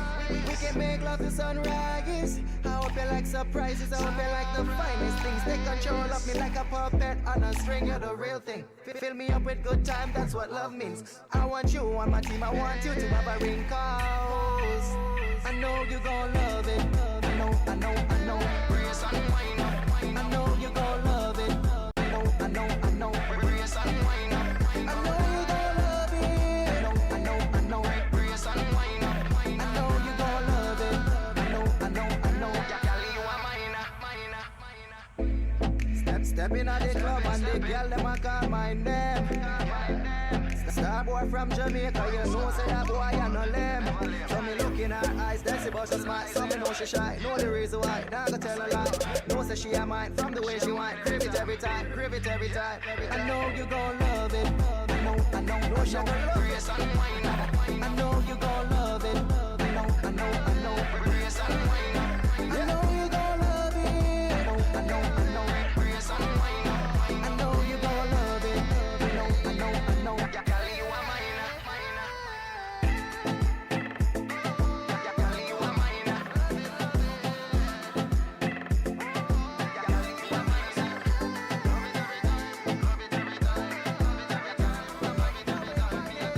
Wind your body, let's get real naughty. And the night is young and it's time to party, going whining. Turn your body around, I wanna go slow. I wanna give you more, I want this love to grow. Meet me on the floor, baby, yeah. Meet me on the floor, baby, yeah. She gon' make me move, she gon' make me groove. She gon' make me show all the things I wanna do. Meet me on the floor, baby, yeah. Meet me on the floor, baby, yeah. I know you gon' love it.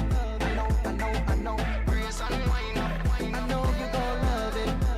I know. Brace and wine up. I know you gon' love it. I know. Brace and wine up.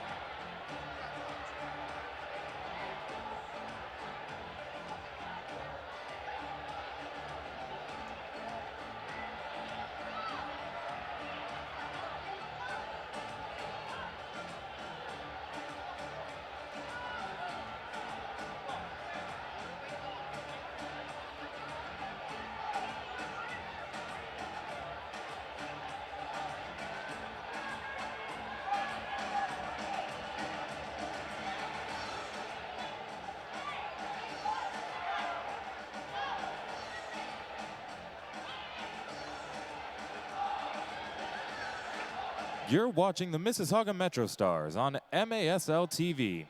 Catch every game each week on the league's official streaming home, MASL.tv. Get the latest news on MASL and your favorite teams. Make sure you are following MASL Soccer on Facebook and Instagram, and MASL Arena on Twitter. Outside of being on the team, the best way to know what's happening in the MASL is to tune in to Kick This. Every weekend, Soccer Sam discusses the ins and outs of all the MASL action. Find Kick This every Saturday at 11 a.m. Eastern on iHeartRadio.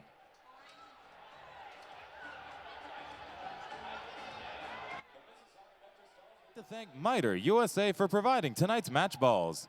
Mitre, founded in Huddersfield, England, is among the world's oldest sporting good brands, starting production in 1817. Mitre is a proud partner of Major Arena Soccer League, providing arena-specific match balls to both the MASL and MASL2. The MASL and Mitre share a long-term vision to see the arena soccer grow in North America. Mitre's Astro Division ball is the official game ball for MASL League play. Mitre's Astro Division is designed specifically for play on artificial surfaces. It features a more accurate flight than the average ball and has a 30% reduced bounce to make it play more efficiently in arena soccer.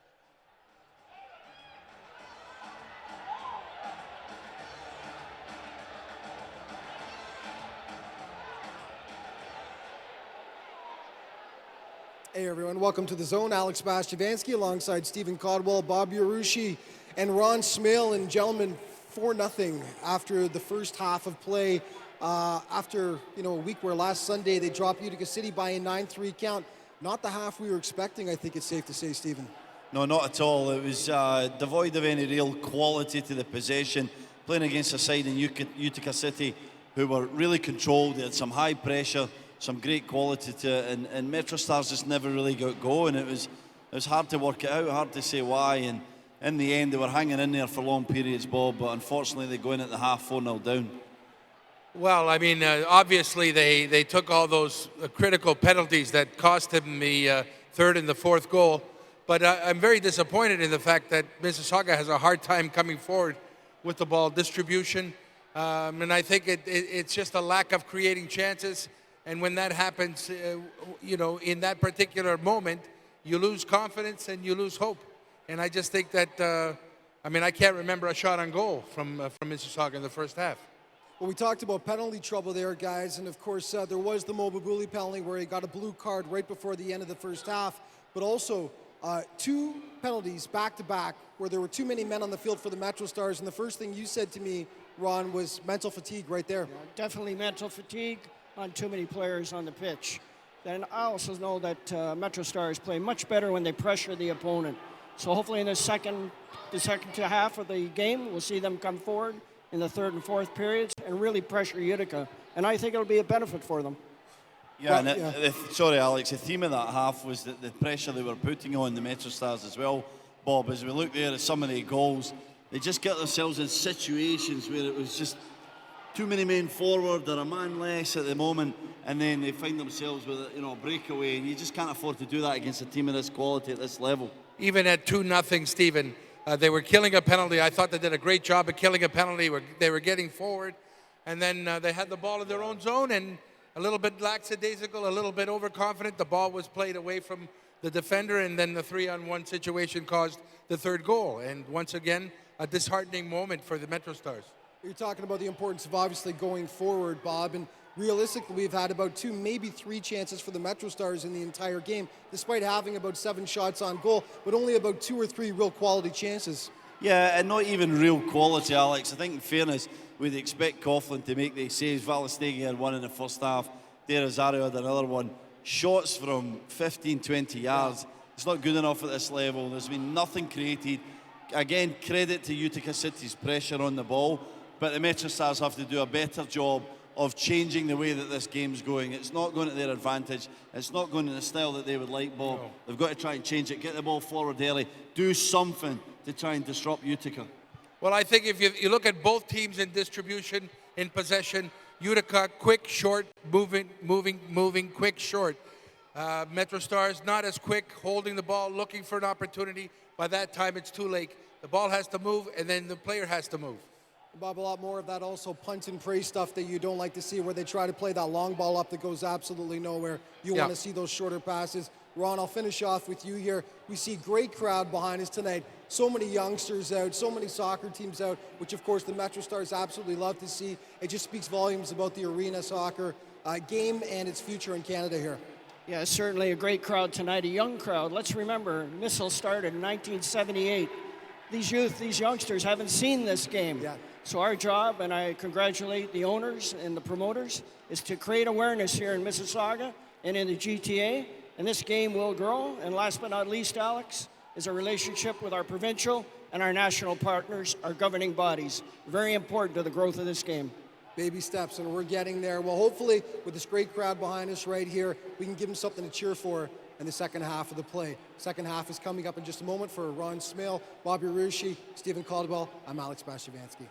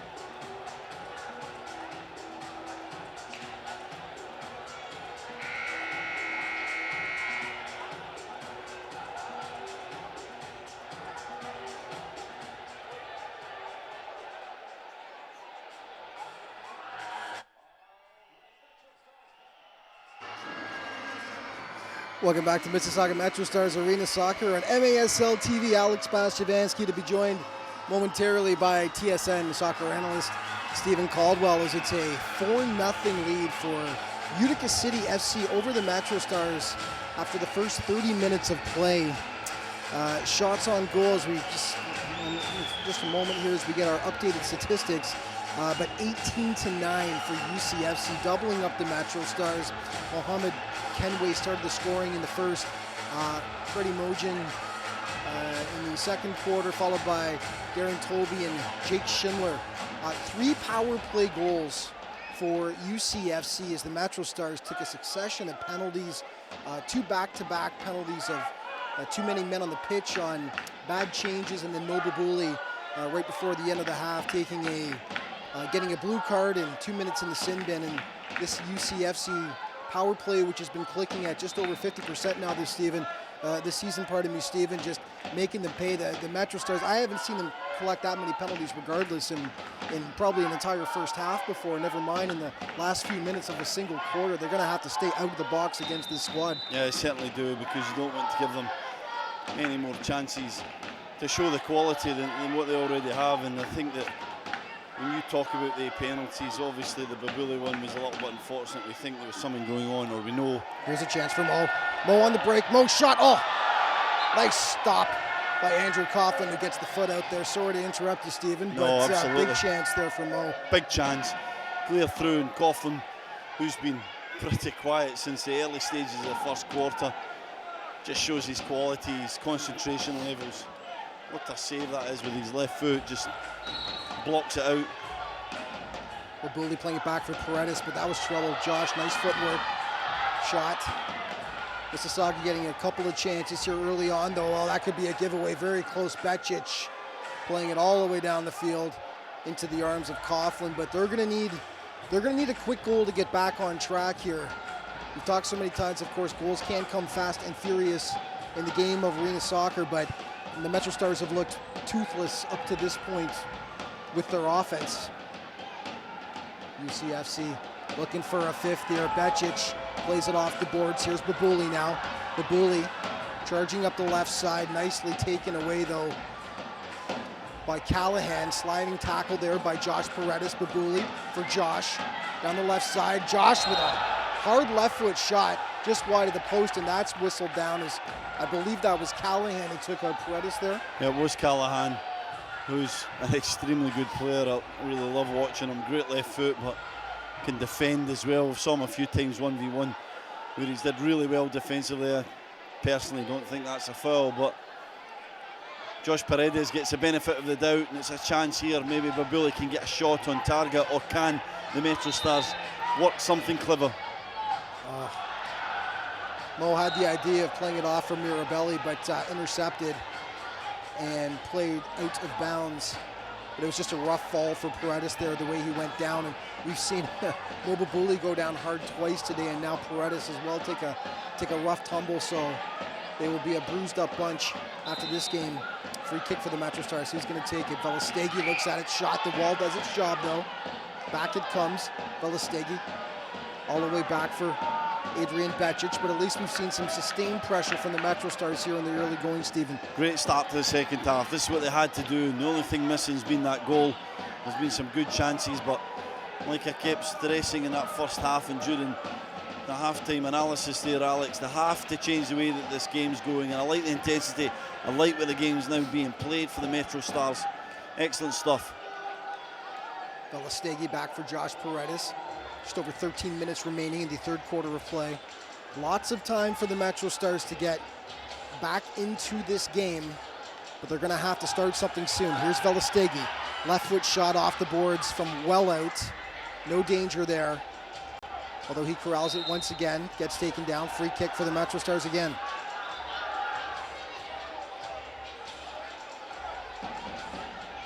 Rose back for Mobabuli with some space, but Ramin, or is it Raymond? We were corrected. Sorry, Raymond, I believe. I think we were saying it wrong. We got a ticking off at half time for that, but Raymond. Sorry for that. It's always horrible when you get somebody's name wrong, but with my strong Scottish accent, it's hard to tell either way, Alex, isn't it? So what's my excuse? I get away with it more than you. Yeah, sorry, mate. I have no excuse. I'm going to go with Raymond from now on, though. We'll see if that'll stop the email that we got from our MetroStars staff saying, I think you might have messed that up, boys. Back for Coughlin. That name we get right. We know that. Gonzaga. Bordeaux.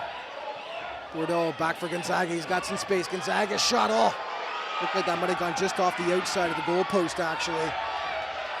And back into the crowd. It bounces.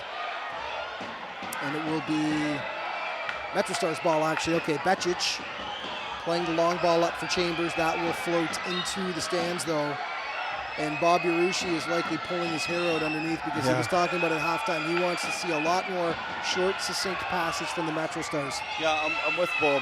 It's always nice to watch the short, sharp stuff, but if you're playing against a team that you can't get any of that working against, you've got to try and change it and you know, play a type of game that maybe suits your players more. And at this moment, you can see there is a real onus on the MetroStars to get the ball forward a little bit quicker, play in their half. That's probably came from Rick Titus after what he saw in the first half. And now it's just about trying to claw way back into this match. Well, so the MetroStars have definitely had trouble getting the ball even out of their own end as they get it, and UCFC is giving them no space to operate. They're on them right away like white on rice, and that has often led to them just booting the ball out to try to relieve the pressure right back into the feet of the Utica City squad as they've had the bulk of possession in this contest. Gonzaga back for Coughlin. Coughlin, nice pass up the side there to Bordeaux, off to the wing now. Good track for Gonzaga. He's got Raymond to his left. He plays it back for Raymond now. Raymond looking up pitch. Damian Graham comes up on him and he plays it back for Coughlin though. Lopez on the field now for the MetroStars. That might be only his, I think, second shift I've seen him out there today. Chambers off to the side. Graham, he's got a bit of room. Graham, shot, oh! Off to the left side, rang it off the side of the goal post. Well, for once Coughlin was beaten. It was a smart finish from Graham. He just gave Coughlin the eyes a little bit, tried to go near post. Unfortunately for Damian Graham, he couldn't get it on target. Just came off the base of that post and out to safety. I thought he was going to our right post because he seemed to have a lot more room out there, but he tried to go short side where it didn't appear to have very much, but just couldn't squeeze it home, unfortunately. Best chance for the MetroStars thus far in the second half of play, but encouraging stuff as we're seeing some sustained pressure by the MetroStars, more chances. They're looking a lot sharper on the ball here. Graham was in tight there. Velistegi knocks it off the glass. Chambers can't grab it with his head, pardon me. Lopez looks for Chambers. Here's Darren. They took a boot to the chest there, and that will be a blue card. And I think we could say that one was well-deserved. Yeah, it was. Stephen, yeah. It was dangerous play from no question. Nate Bordeaux, wasn't it? Just comes in there. That's very dangerous. Right to the ribs, actually, is what it looked like. I see another look here, but again, I don't think it looks worse than what it was when you see the replays. I don't think it was intentional from Bordeaux. He's not that kind of player. He's obviously trying to get the ball, but you can't put your foot up that high. If you don't connect with the ball and you connect with the man, you're going to get the blue card. No, I agree. Not an intentional attempt to injure by any means, but certainly worthy of 2 minutes in the sin bin. That's what he gets. And it'll be a chance for the MetroStars to notch their first of the contest. Raheem Rose rolls it just wide of the far post. Back from Obabuli, 5-point man last week against Utica City. Silent thus far tonight, though, on the score sheet at least. Mo's had some nice plays, but hasn't been able to crack the code up to this point and solve that Utica defense. Obabuli, back for Paredes. Nice pass. Paredes off the top of the bar. It bounces way out. Good creativity by the MetroStars here, though, Stephen. Yeah, really good. Callahan was doing a good job of still keeping Babuli in a 1v1, but it was the little crossover there between Paredes and Babuli. Opened up the space. Great strike, just not perfect precision from Paredes. It's a bit more like it, though, from the MetroStars. They appear to have come awake here in the second half, which is they're desperately in need of. After a rather lackadaisical first 30 minutes, they saw them give up 4 goals. Utica City will clear that out, though. And Becic will go over to get it. Looked like it might bounce out of play, but it does not. Becic over to Mo Babuli. Just under 50 seconds remaining in the MetroStars power play as they're trying to notch their first goal of the contest. Break that goose egg, get back on track here against a powerful Utica City FC squad. Babuli going back for Velistegi, thought about it, passes instead to Josh Paredes. Paredes back for David, but made a meal out of that one, unfortunately, and got lost in the feet. Nice steal by Mo, though. Mo on the charge, off to the side, Damian Graham. Back for, Paredes shot deflected, but once again, the first touch just wasn't there, was it? Yeah, let him down. Damian Graham's got to get that out his feet, just lacking quality at the most important time. It was a big chance that really needed composure and quality when it mattered most. And sadly, it was lacking. It was a gorgeous setup for Damian Graham there, and just got caught up in his feet. There was a succession, 2 players in a row had that happen to them on the MetroStars, and the penalty is now over.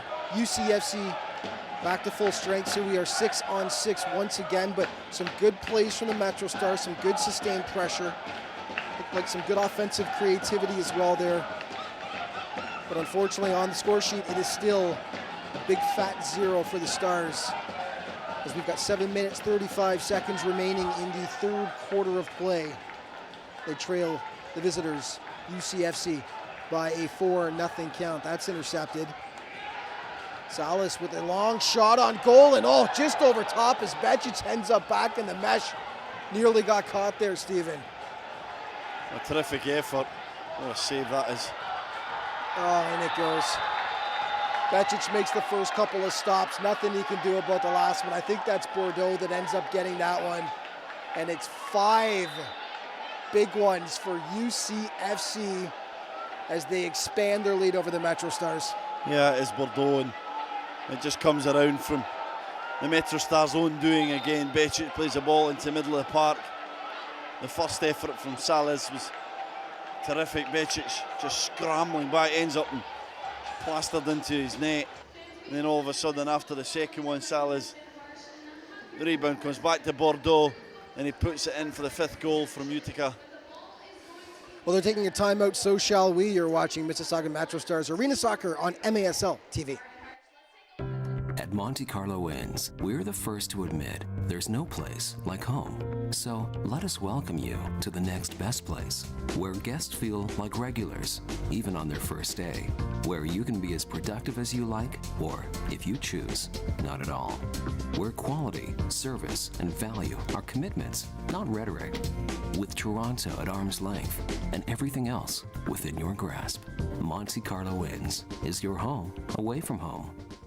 For up-to-the-minute news and information on the Mississauga MetroStars Arena Soccer team, visit our website, mississaugametrostars.ca, or follow the team on social media. Use the handle @SaugaMetroStars on Twitter, Facebook, and Instagram, and interact with us on game days using the hashtag MetroStarsLive.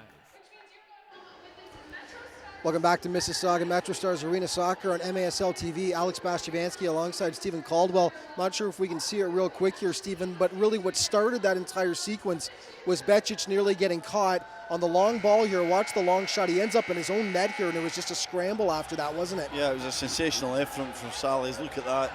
Just brilliant. Becic knows it's close. He ends up falling right into his net, and then a poor touch here from Phillips. It's just mistakes all round from Mississauga tonight. Unfortunately, it's just not been their evening. There's been too many errors, too much slips and lapses in concentration from the players in orange, and at the moment they're well behind, and it looks like Utica smell blood and they feel that they can get more goals and try and avenge that defeat from Sunday. Well, we knew they'd be hungry. I mean, losing 9-3 on that. They'd only lost once all season, or I believe twice actually, pardon me, on their home floor. MetroStars handing them their 3rd home loss of the season, and the fashion in which it was done, here's Mo Babuli with some space, covered up real quick though. The fashion in which it happened, 9-3, certainly left a bad taste in the mouth of UCFC, and despite missing their top 3 scorers in this game, it hasn't mattered one bit today, the way they've played. And also, to be fair, MetroStars, for the most part, certainly not able to match the level of what UCFC has brought today. No, they've not at all, and I think that it's like any game. It's not just about the stars that you have out there, it's about the team collective, the effort, the concentration, the intensity that you need from the very first minute. And Utica City have won that battle. I think Gonzaga's been the best player in the park for them, experienced player. He's been absolutely terrific. There's been other wonderful performances from Mujan. He's been great. Raymond's been brilliant as well. He's got a goal, he's defended well. Callahan's a player I particularly like. We saw him a few times here at the Paramount Fine Food Centre. Brilliant yet again defensively and from an attacking sense. And so they're full value for the comfortable lead, in my opinion. Sean Brown was grabbed there, so I believe it's going to be a foul on UCFC. But again, you know the old saying, it's not the quantity, it's the quality. Mississauga out shooting Utica City by a 7-2 count here in the third quarter, but UCFC with the only goal to show for it to make a 5-0 total thus far. Of course, Mississauga was on the power play there and did manage to get a couple of good chances, but boy, UCFC has been clinical when it comes to finishing, hence the score on the scoreboard. Yeah, I think MetroStars should be on the score sheet, to be fair, Alex. I think, especially in this third quarter, they've had some great chances and maybe a poor touch at the wrong moment or composure in the finish. So it has been better, but when you put yourself behind like that, you're up against it and you can't afford to slip up one more time. Unfortunately, they have with that goal there from Bordeaux. Mobabuli fighting off two men. It's a back to Graham, who gets a foot on it. Becic relaxing everybody, saying calm down, let's regroup here. So it'll be Josh Paredes. 5 minutes, 15 seconds left in the third quarter of this, the final home game for the Mississauga MetroStars in their inaugural season in the MASL. They will head out after this for an extended road trip to finish off the season as that goes back into the hands of Coughlin. But to finish things off, Mississauga, 4 games. They're at Baltimore on the 24th, Harrisburg on the 29th, UCFC on March 30th, and on April 6th to round out the season at the Harrisburg Heat. Once again, a squad that they've won 2 and lost 2 against this season. As there's Alberto Harris back for Phillips. Phillips back for Becic. Examining his options here. Mirabelli had pressure from Gonzaga. Yeah, you're right, Stephen, though Gonzaga's been everywhere today. Great play. Rose a bit of room. Rose shot deflected. Out front again. Rose can't get to it, off to the side. Lopez. And that opening closed up very quickly as UCFC gets in the lane and prevents it. A shot on goal there, but again, good pressure by Mississauga at the very least. Rose, Mirabelli, under 4 minutes remaining now in the third quarter. Lopez, back for Becic. Alberto Harris, Lopez on the wing. As the turf comes up, and see if they whistle that down, they should, that's dangerous. Turf comes up and it'll be patted back down. That wonderful turf we've got here at Paramount Fine Food Center, laid down by John Horvath, who does a tremendous job, one of the best fields in the league, no question about it, and pointed out to me before the game as well, Stephen, the new blue tape in honor of the MetroStars, replacing the old black tape around there, a little color coordination. Yeah, I like it. It's nice, isn't it? It's good, doesn't it? Yeah. It really does. This arena looks fantastic tonight. You've got a tremendous crowd. Hopefully this is a sign of things to come. The last home game of the inaugural season, and heading into next season, just bigger and better things ahead. Well, the atmosphere is tremendous here tonight. There's no question about it. A lot of groups out, a lot of young soccer players, boys and girls. Just MetroStars need to give them a little more something to cheer for up till this point, because I mean, listen, they're having a great time no matter what. They're dancing and singing and having a good time, but there's no question a goal would set this place right off for the home squad. So hopefully they can notch at least one on the evening to give the youngsters really something to cheer for. Just a shade over 3 minutes remaining in the third quarter of play. Adrian Becic to Raheem Rose, spins off his man, off to the side. Lopez shot on goal, but nicely saved there once again by Andrew Coughlin, who just never seems to look rattled, does he? Never at all. Just what a brilliant save again. And he doesn't have to look good. Doesn't matter what part of his body stops the ball from going in the back of the net. Legs again there, just tremendous save, and it just looked like a certain goal from Lopez as he's loitering at the back post. Coughlin's there again. He wants a clean sheet. He's all about stopping the ball from going into the back of his net.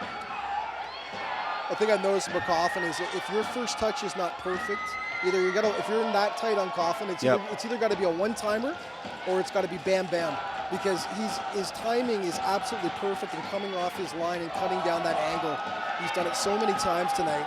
Just an excellent keeper. Oh boy, off the inside of the bar that goes down, but unfortunately on the wrong side of the line. Mo Babuli with the howitzer. Here's the replay of Mo. Oh yeah, what a great shot. And that just came straight down. Shades of England in 66, but not that close to the line anyway. Well, you know, that one in 66 wasn't over the line either, Alex, but they still got the goal. This one certainly wasn't. Babuli trying to make something happen. It was a thunderous strike. Coughlin couldn't even get his hands up quickly enough for that one, but unfortunately, indicative of the night that the MetroStars are having, it just comes off the underside and goes to safety. They have looked a lot better in the third quarter, though, to be fair. They really have. Yeah, they've had most of the pressure on them. There's Babuli off to the right. Babuli shot back inside, but once again, Coughlin is the story as he sticks out his foot. He might have taken it off the back there on the second shot. But as you just said a moment ago, by any means necessary, it doesn't matter where you stop it, as long as you stop it. Yeah, stop it going into the back of the net. Graham had the chance again there. These are the little margins that are really important. As a header, he should have put it in the back of the net. It's been a better third quarter, but these are the lessons to learn, Alex, that you can't afford to give a side of this quality a half of a start and a 4 or 5 goal lead, because almost impossible to bring it back. You've got to be in the game right from the start, competing, making it about what you're trying to do, the game plan that you have, and it's not been the case for the MetroStars. It's maybe an example of too little, too late. I had a chance to talk to Luis Rocha before the game, the excellent young player for the MetroStars, who unfortunately has had some really, really bad luck this season. He had a leg injury to start the season, so he missed the first, at least half of the season. Made his return, was back for about 3 or 4 games, and then suffered an ankle injury in Harrisburg. I believe that was about 3 weeks ago now, where he had to be helped off the field. And I saw him, he was in his, in a suit before the game, walking around in his shoes. So not in a brace or anything like that, but just for precautionary reasons. He's not ready to come back. But I asked him about that, the game last week, and he said, you know what, it was just a case of everything clicking, the education throughout the season this team has had. And for that game, it all clicked. Everyone bought in. Everyone gave 100%, and that's a big thing. He was saying that's the culture of this team. The way it's got to be is everyone has to be scrappy and just give their all every single game. But it was great to get some of his analysis before the game. Utica City shot. Oh, Becic slides just underneath. Here's Mo. 10 seconds left. See if Mississauga can make something of this. Babuli 1-on-2 though, and they're going to shut him down there as the time will expire. 5-0 for Utica City FC after 45 minutes of play here at the Paramount Fine Food Center in the Great White North, Mississauga, Ontario, Canada. We'll be back in just a moment. Hey fans, thank you for your terrific support and energy this season. We are proud to represent the city of Mississauga. We hope we've inspired the youth to follow our path to one day be professional arena soccer player. And we hope you'll continue to follow us on the road for the remainder of this season. And join us again at the Paramount Fine Food Center, where we start our second MSL season in the fall. Thank you, fans, and thank you, City of Mississauga. Thank you, fans. Thank you, Mississauga. Thank you, fans. Thank you, Mississauga. Thank you, fans. Thank you, fans. Thank you, Mississauga. That's good? Okay, I can do that. I can do that. Thank you, fans. Thank you, Mississauga. Jack, that's my face, eh?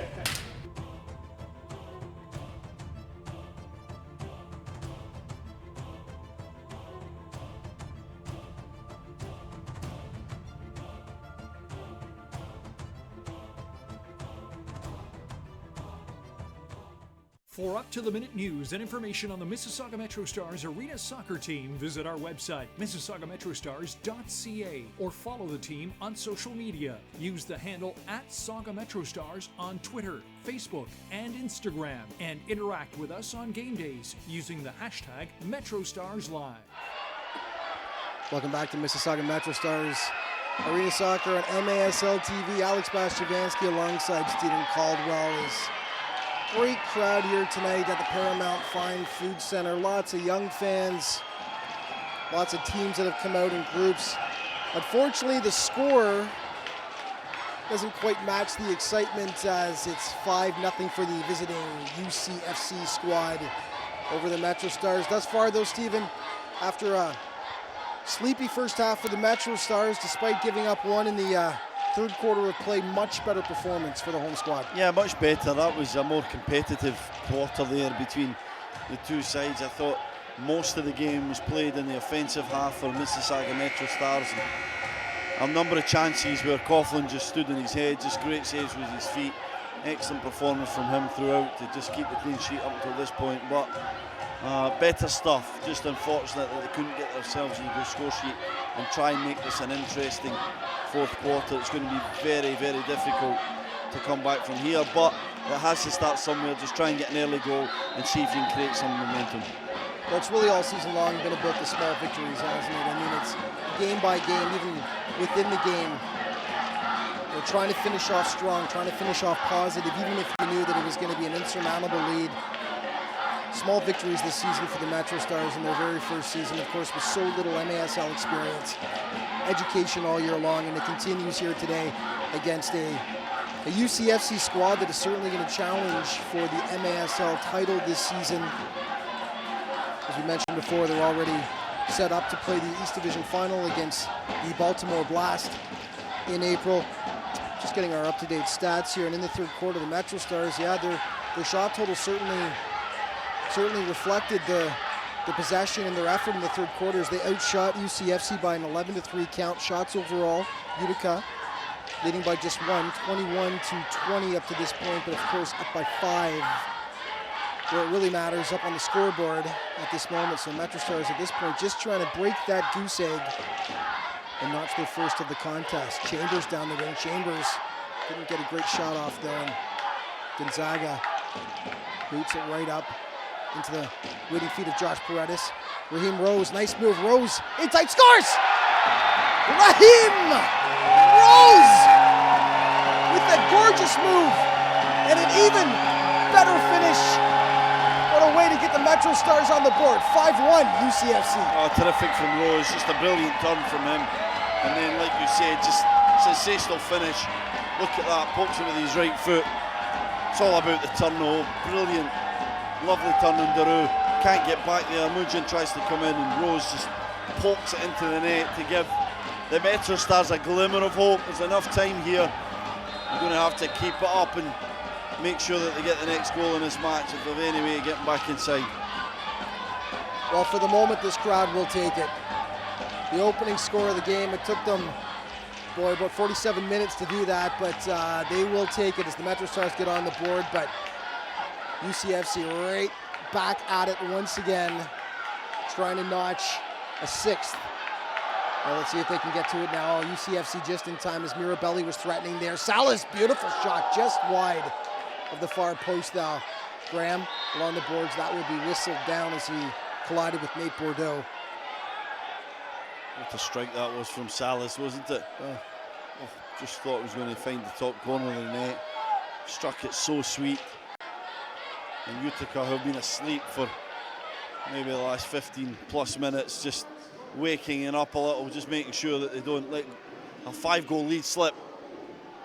Well, once again, it's that question, though, of have the MetroStars poked the sleeping bears, so to speak. As Utica, third quarter, not so hot.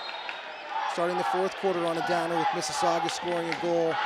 But if they were asleep before, they're certainly awake now, as Mississauga is looking much more dangerous. 12:37 remaining in this, the final quarter of the final home game of the Mississauga MetroStars inaugural season in the Major Arena Soccer League. Alex Bastidansky alongside Stephen Caldwell. It's been a pleasure to bring you MetroStars broadcast all season long here at the Paramount Fine Food Center. Toby in trouble along the boards as that's intercepted by the Stars. Sean Brown, so quick. Sean Brown back up front, nobody there though. Everyone was around Brown, and if one person would have hung back, they could have had a chance there up front. Fortunately, no dice for the Stars. Paredes goes in the corner to mark his man, and ball pinballs around and right into the hands of Adrian Becic. Brown now up the left side. 11 minutes, 45 seconds remaining in the fourth quarter. 5-1 for UCFC, but the MetroStars are on the board now. Darren Chambers deflected off into the screen.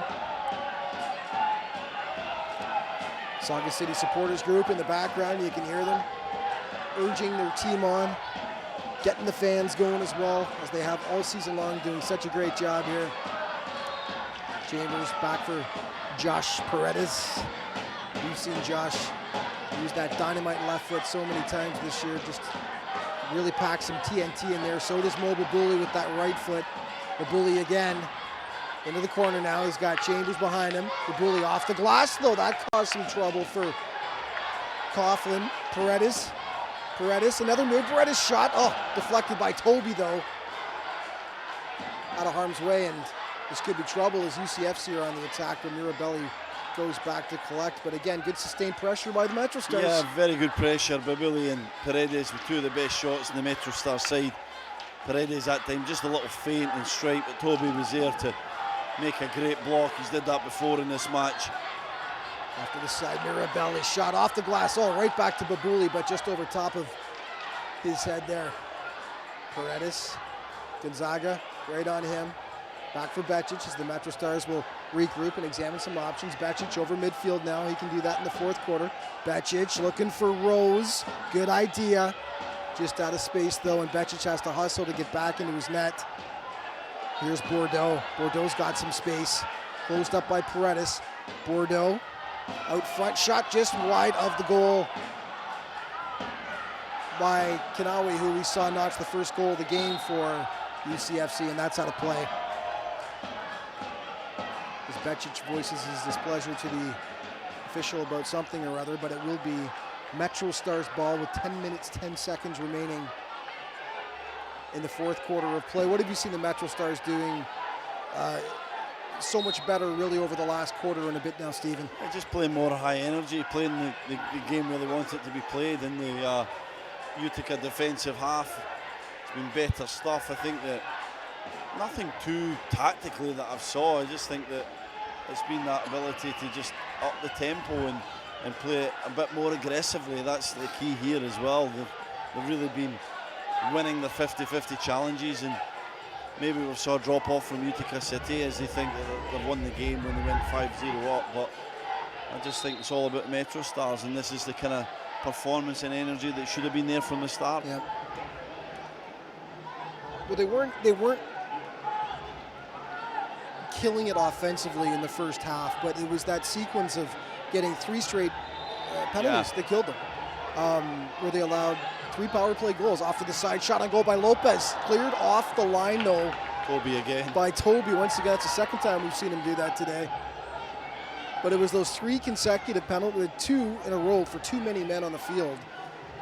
And then 1 to Mobile Bully, but just before the half. But 3 power play goals for Utica City. I mean, that's just lethal. You can't give them that kind of opportunity.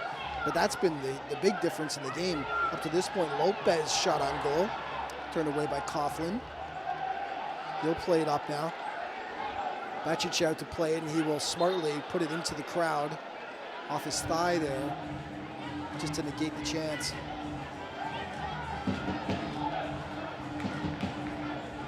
Boy, Becic has really looked a lot better as the season gone on with the ball at his feet, hasn't he, Steve? Yeah, he really has. He's been one of the top performers for the MetroStars. Consistency, leadership, made some amazing saves at times, kept the MetroStars in a number of games, and like you say, his ability to play the ball with his feet's improved as the seasons went on. I think he's been an integral part. It's been great to watch.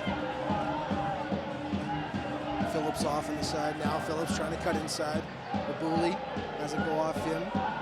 Harris gets taken away by Gonzaga, who takes a shot to the south of the equator, I could say anyway. And he's writhing on the field right now. I think he got knocked in a spot that no one really wants to get knocked. And he's making a spin back up to his feet now. It will be UCFC ball, regardless. And back for Coughlin now. Drew. And he gets taken down. And that'll be another free kick for UCFC, as that was Stephen Drew getting knocked down by Raheem Rose. Bordeaux will take 8:24 remaining in the fourth quarter of play here. UCFC with a 5-1 lead over the Mississauga MetroStars. Off the glass, good idea by Utica City there, but Mississauga should be able to control this, although Mo's in the corner now. Nice header back for Becic, who will control. Velostegi. Back for Becic once again. Velostegi. Giroux's watching him. Raheem Rose off to the side here. Babuli. Salas on him. Babuli, nice move though. Down the left side. A nice pass for Rose, just out of his reach out front though. Giroux showing some nice footwork. Just couldn't quite hit Bordeaux with the pass though. And here's Josh Paredes. Velostegi. Cross pitch for Mo Babuli. 7 minutes, 30 seconds remaining now. The MetroStars have a lot of work to do if they're going to even this thing up against UCFC, down by 4 right now in this contest. The big man, Jankovic, intercepted. Fighting for it in the corners, Mirabelli back for Jankovic. The ball continues to stay in the corner, finally whistled down, and will be a free kick for UCFC.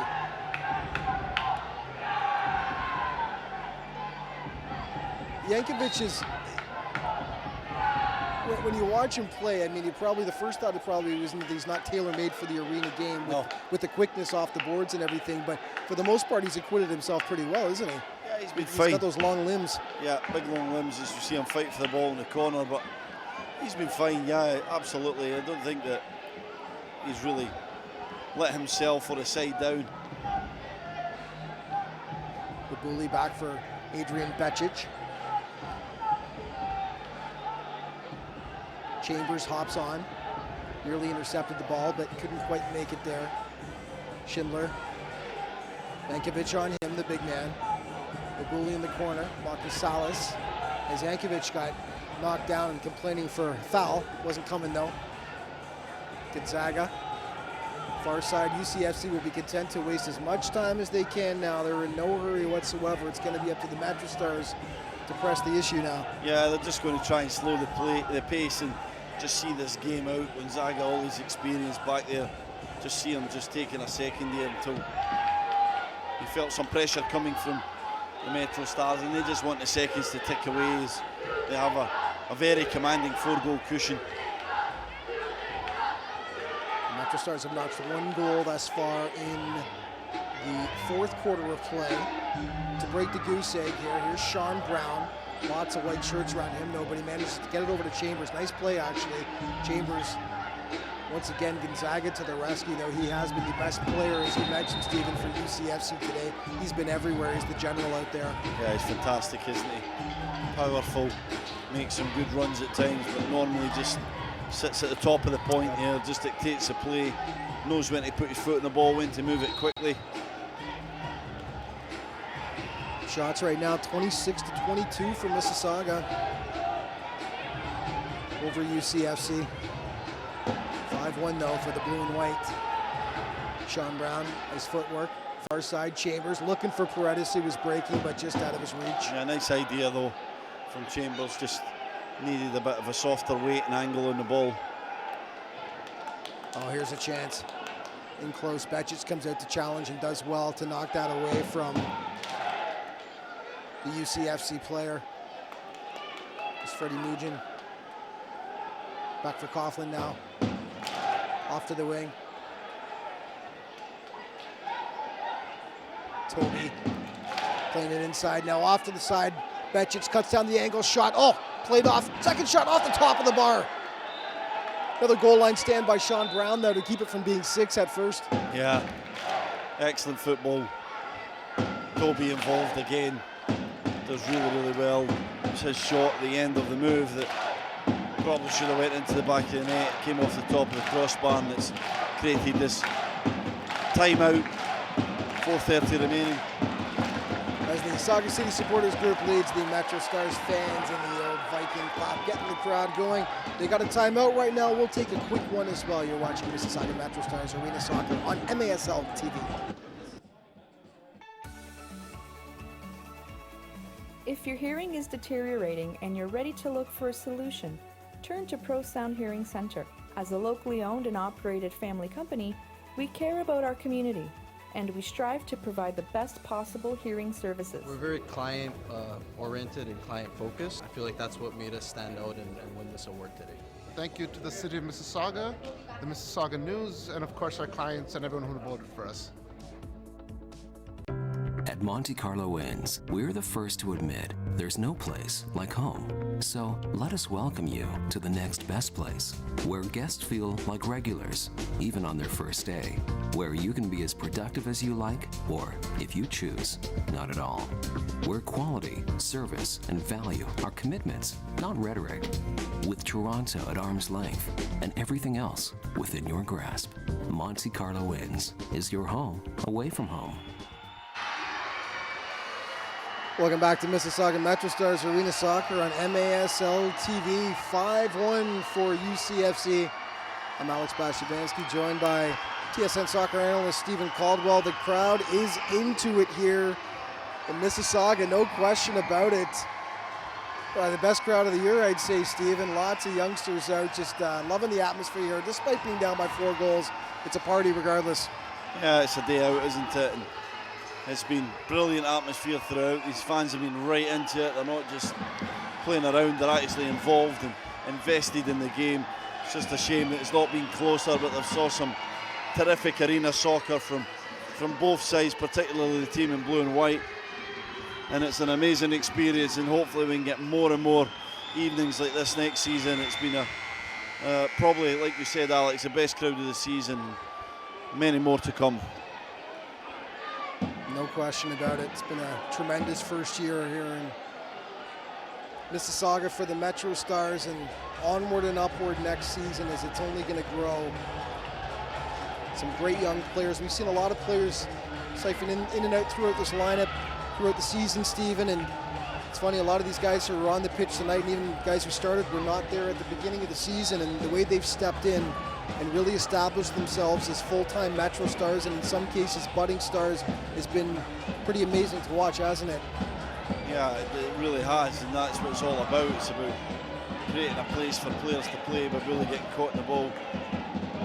Babuli, of course, wearing the white jersey now, so he will be the 6th attacker for the MetroStars. Why not? With just over 4 minutes remaining, they got a 4-goal deficit to make up. So sorry, Alex. I was just saying, it's about giving these lads inspiration. You know, that are in the crowd, these boys and girls. You know, the inspiration to play, and we saw so many examples from MetroStars players. You know, we can start with De Rosario, the old warhorse, Canadian international, MLS superstar throughout the years, playing here, showing his leadership qualities. Babuli, who's played at a higher level before. Oh, Raheem Rose on the doorstep, great chance. Just couldn't put it home though. Can you continue, Stephen? Yeah, just some of the success stories of Shaq Agard, who's not played a lot of minutes tonight, but has been magnificent. Paredes has been pretty consistent for the entire season. Chambers has had his moments. Graham, I could go on because they've all played a part in what's been, you know, a really good inaugural season. It's, yes, everyone would want success and want players from that first year, but realistically it was going to take time to build something in Canada that's been away for a long, long time, and we've saw some promising signs. I'm looking forward to seeing them develop and become even better next year. Speaking of Shaq Agard, he was listed in the lineup tonight, but I don't think I've seen him take a single shift. No, I haven't either. I saw him in the warm-up, unless he maybe tweaked something in the warm-up. I'm certain I saw him out there. Yeah, quite possibly, but he has not played a shift tonight. Here's Chambers down the left side. Chambers playing it back for Josh Paredes with some space. Paredes shot, but that's deflected up into the crowd. Who's it deflected by? Toby again. Toby once again.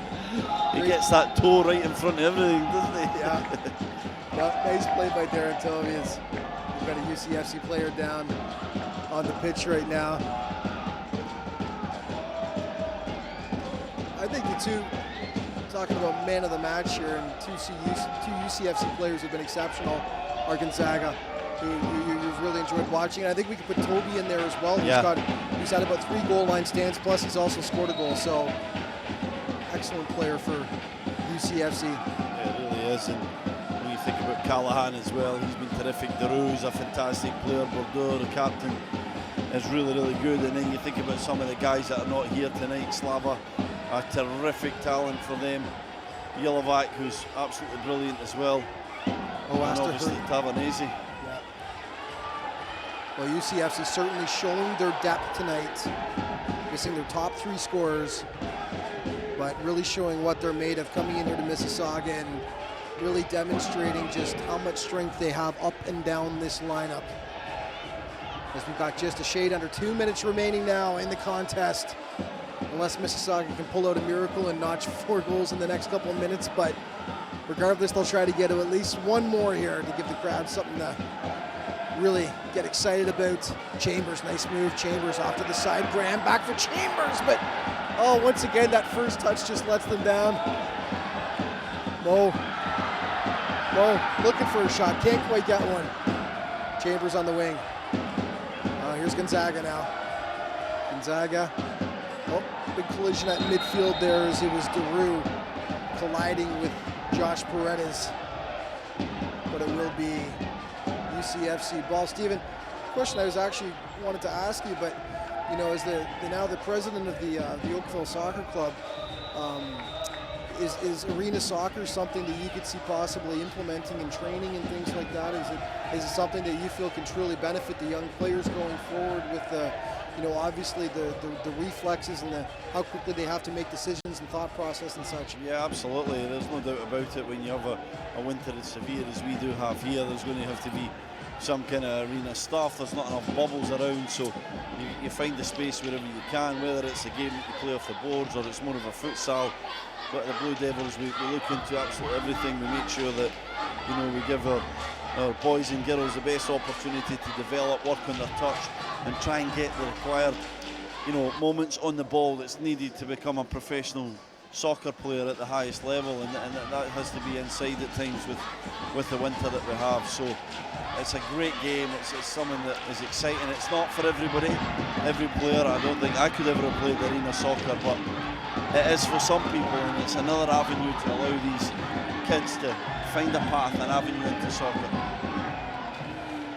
Well, it's certainly, no question, it helps with skill development, but it's, I mean, you see the kids in the crowd and they absolutely love watching it as well. Anything with more scoring chances is always going to be a big hit with the kids too, right? So, I mean, this to be honest with you, being a fairly low-scoring arena game, just 6 goals scored up to this point.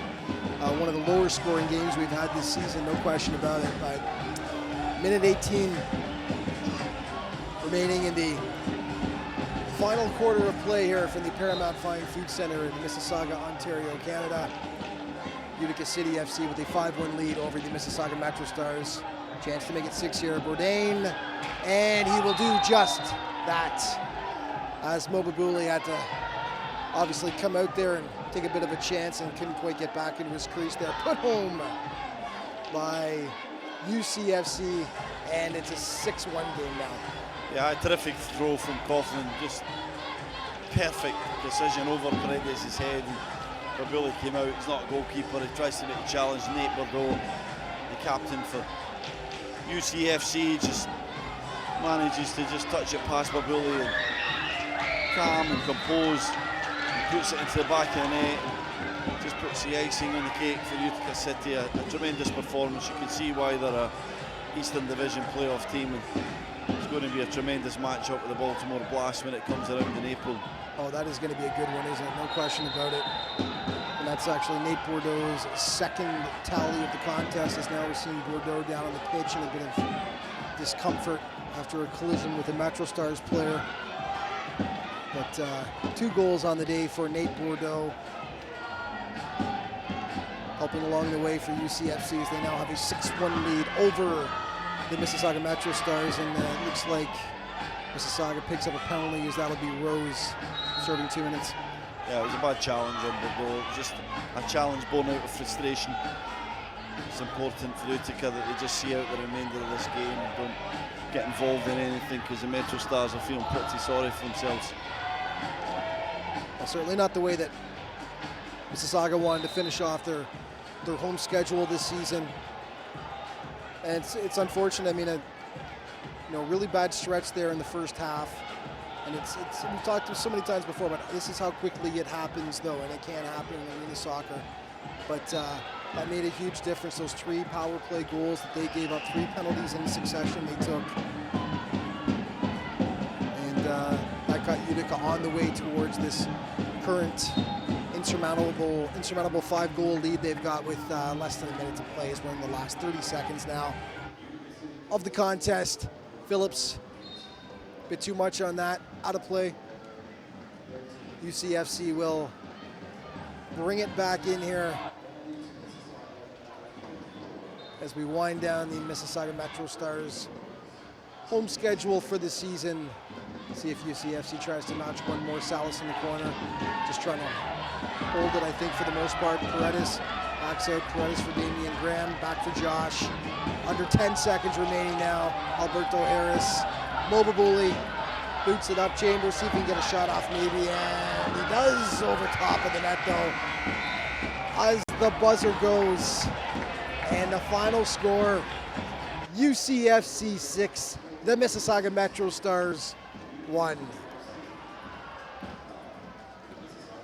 Stephen, overall thoughts of the performance here for Mississauga as they go down 5-goal spread against UCFC today? Yeah, not one of the best performances here at the Paramount Fine Food Centre. I think that it's fair to say the first half was lacking quality, lacking in energy, and then after we saw Utica storm to a 4-0 lead at half-time, it was always going to be difficult, but a better third from them for sure.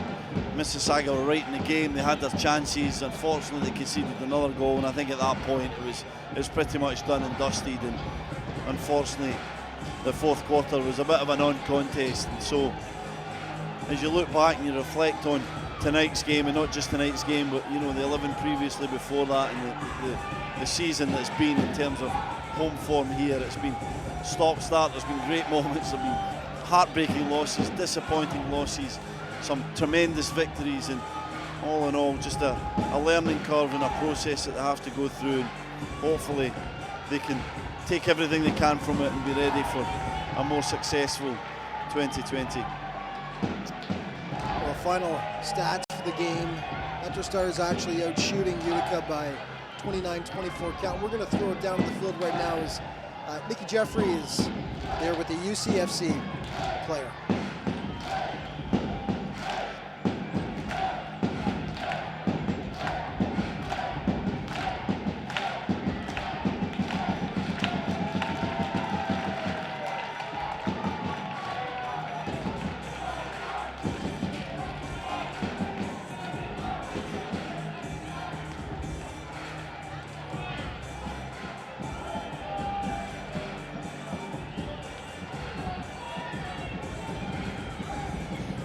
Utica's number 4, Nate Bordeaux, a big 6-1 win for your team tonight. What did you like about your performance overall? Yeah, I liked how the guys came out and responded. We lost to a good Mississauga team last weekend, and we got a little, kick in our backsides to make sure we showed up today. So it was good the players responded the way we wanted to, but we have another big game coming up Sunday against Harrisburg. Awesome. Thanks for speaking with me, Nate. All right, now we are going to go over to Mississauga MetroStars captain Dwayne DiRosario in just a moment and find out what he has to say about the game overall and the fan support all season long. We'll find out from him in just a few minutes when we get him.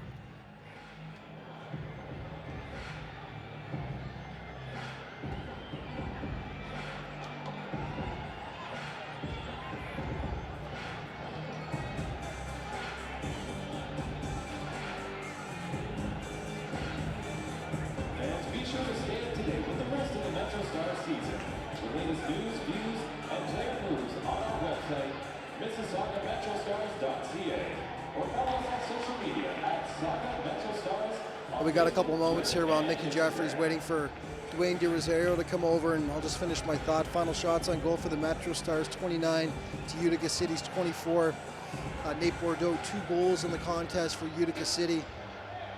And Raheem Rose, the lone marker for Mississauga. But again, if we look at the stats here, Stephen, of course, there's that stretch there for the 5:43 mark to 14:50. 3 straight power play goals by Utica City FC. I mean, still they were the better squad today, but just those unfortunate mental lapses as well off those the 2 consecutive, too many men on the floor, penalties that I don't think we've seen before from any team this season, taking 2 like that. No, you can't afford to give a team of the quality of UCFC that kind of opportunity, and that was what was so disappointing. They came in such quick succession, the goals coming at the back of that, and then I think it was on that second too many men power play that Babuli was so incensed. There seemed to be some kind of conflict there between the referee and Babuli. He was the one that took the 3rd power play penalty for a challenge that I thought was a little bit soft, but you got to keep your emotions in check. You can't afford to be screaming at the referee and getting into their kind of things. And again, hopefully they learn from it. Hopefully everyone, reflects on his performance individually and collectively as a team, and there's better moments. Nicky Jeffrey is standing by with Dwayne DeRosario now. Fans, I'm here with Dwayne DeRosario. Not the result that you wanted tonight, but you still finish up the season on the road. And I want to talk a bit about the fan support and the atmosphere tonight and what it meant to you all season long playing in front of them. Amazing. On behalf of myself and the rest of the players, we want to thank the fans for showing their support all season. A great atmosphere, especially our great supporter section behind the goal. They've been rallying around us all season, and it was just a great atmosphere this year, and hopefully we can continue to build on that for many years to come. Thanks so much for speaking with me, Dwayne. Thank you.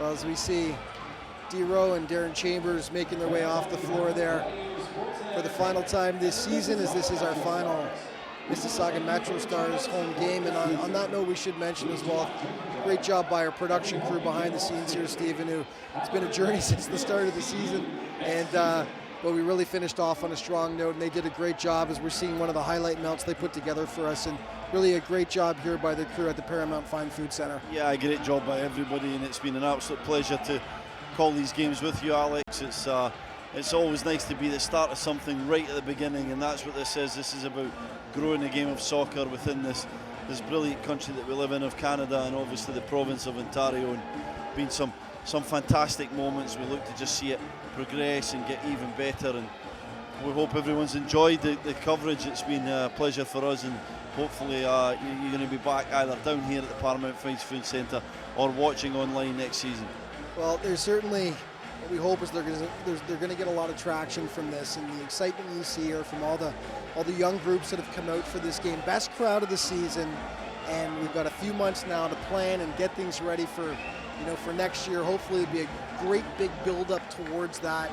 And you know what? Let's just do, Stephen, your final thoughts on the season where, for us anyway, we're signing off now. But up to this point, 4 wins on the year. We knew it was going to be an education at the start of the year. It's had its highs, it's had its lows at times, but it never wasn't exciting. We can certainly say that, and it's been, it's been a process and quite the journey thus far. Just your final thoughts and what we've seen from the MetroStars up to this point. Yeah, I think we've saw some tremendous moments. I go back to that very first game. What was that? A 10-0 victory against Florida Tropics. Just a brilliant occasion where everything just worked on the night. The Florida Tropics came into town with a few players missing, but the MetroStars made them pay. And then just some of the moments, I mean, there was a lot of heartbreak, unfortunately, but there was that heartbreaking loss to Baltimore in early January when it looked like, they were going to beat the 3 times champions, and unfortunately they lost in overtime. There was the huge game against Utica that we talked about earlier, where it seemed like they were going to beat the division leaders, and then 2 late goals, and just little moments where lapses in concentration, things just didn't quite go for the MetroStars. But some breakout performers, some breakout performances, some definitely some great foundations to build on heading into the remainder of this season, of course, and try and get a couple of more wins on the board. But heading into next season. We want to see more crowds like this. We want to see this arena packed at least once, 1 or 2 games next season, and get everybody out here to support what is a very exciting way of watching soccer through the MASL. You said it all, my friend, definitely, and it's been a great pleasure bringing this to you. It's been such a pleasure working with you, and boy, we started at the BioSteel Classic, didn't we? Back in September, which was an interesting experience. Hot, humid occasion, that, you remember? We won't get into that one, but it's been a pleasure, my friend, and looking forward to doing it again next year. And to everyone who's tuned in all season to watch us for our home broadcast, thank you so much for your support here. It's been our pleasure bringing it to you. So for the final time this season, at home anyway, we're going to sign off, and the final score today, 6-1 for visiting UCFC. For my analyst and partner here, Stephen Caldwell, I'm Alex Bastiavansky. Thank you so much for watching, everyone. Have a good night.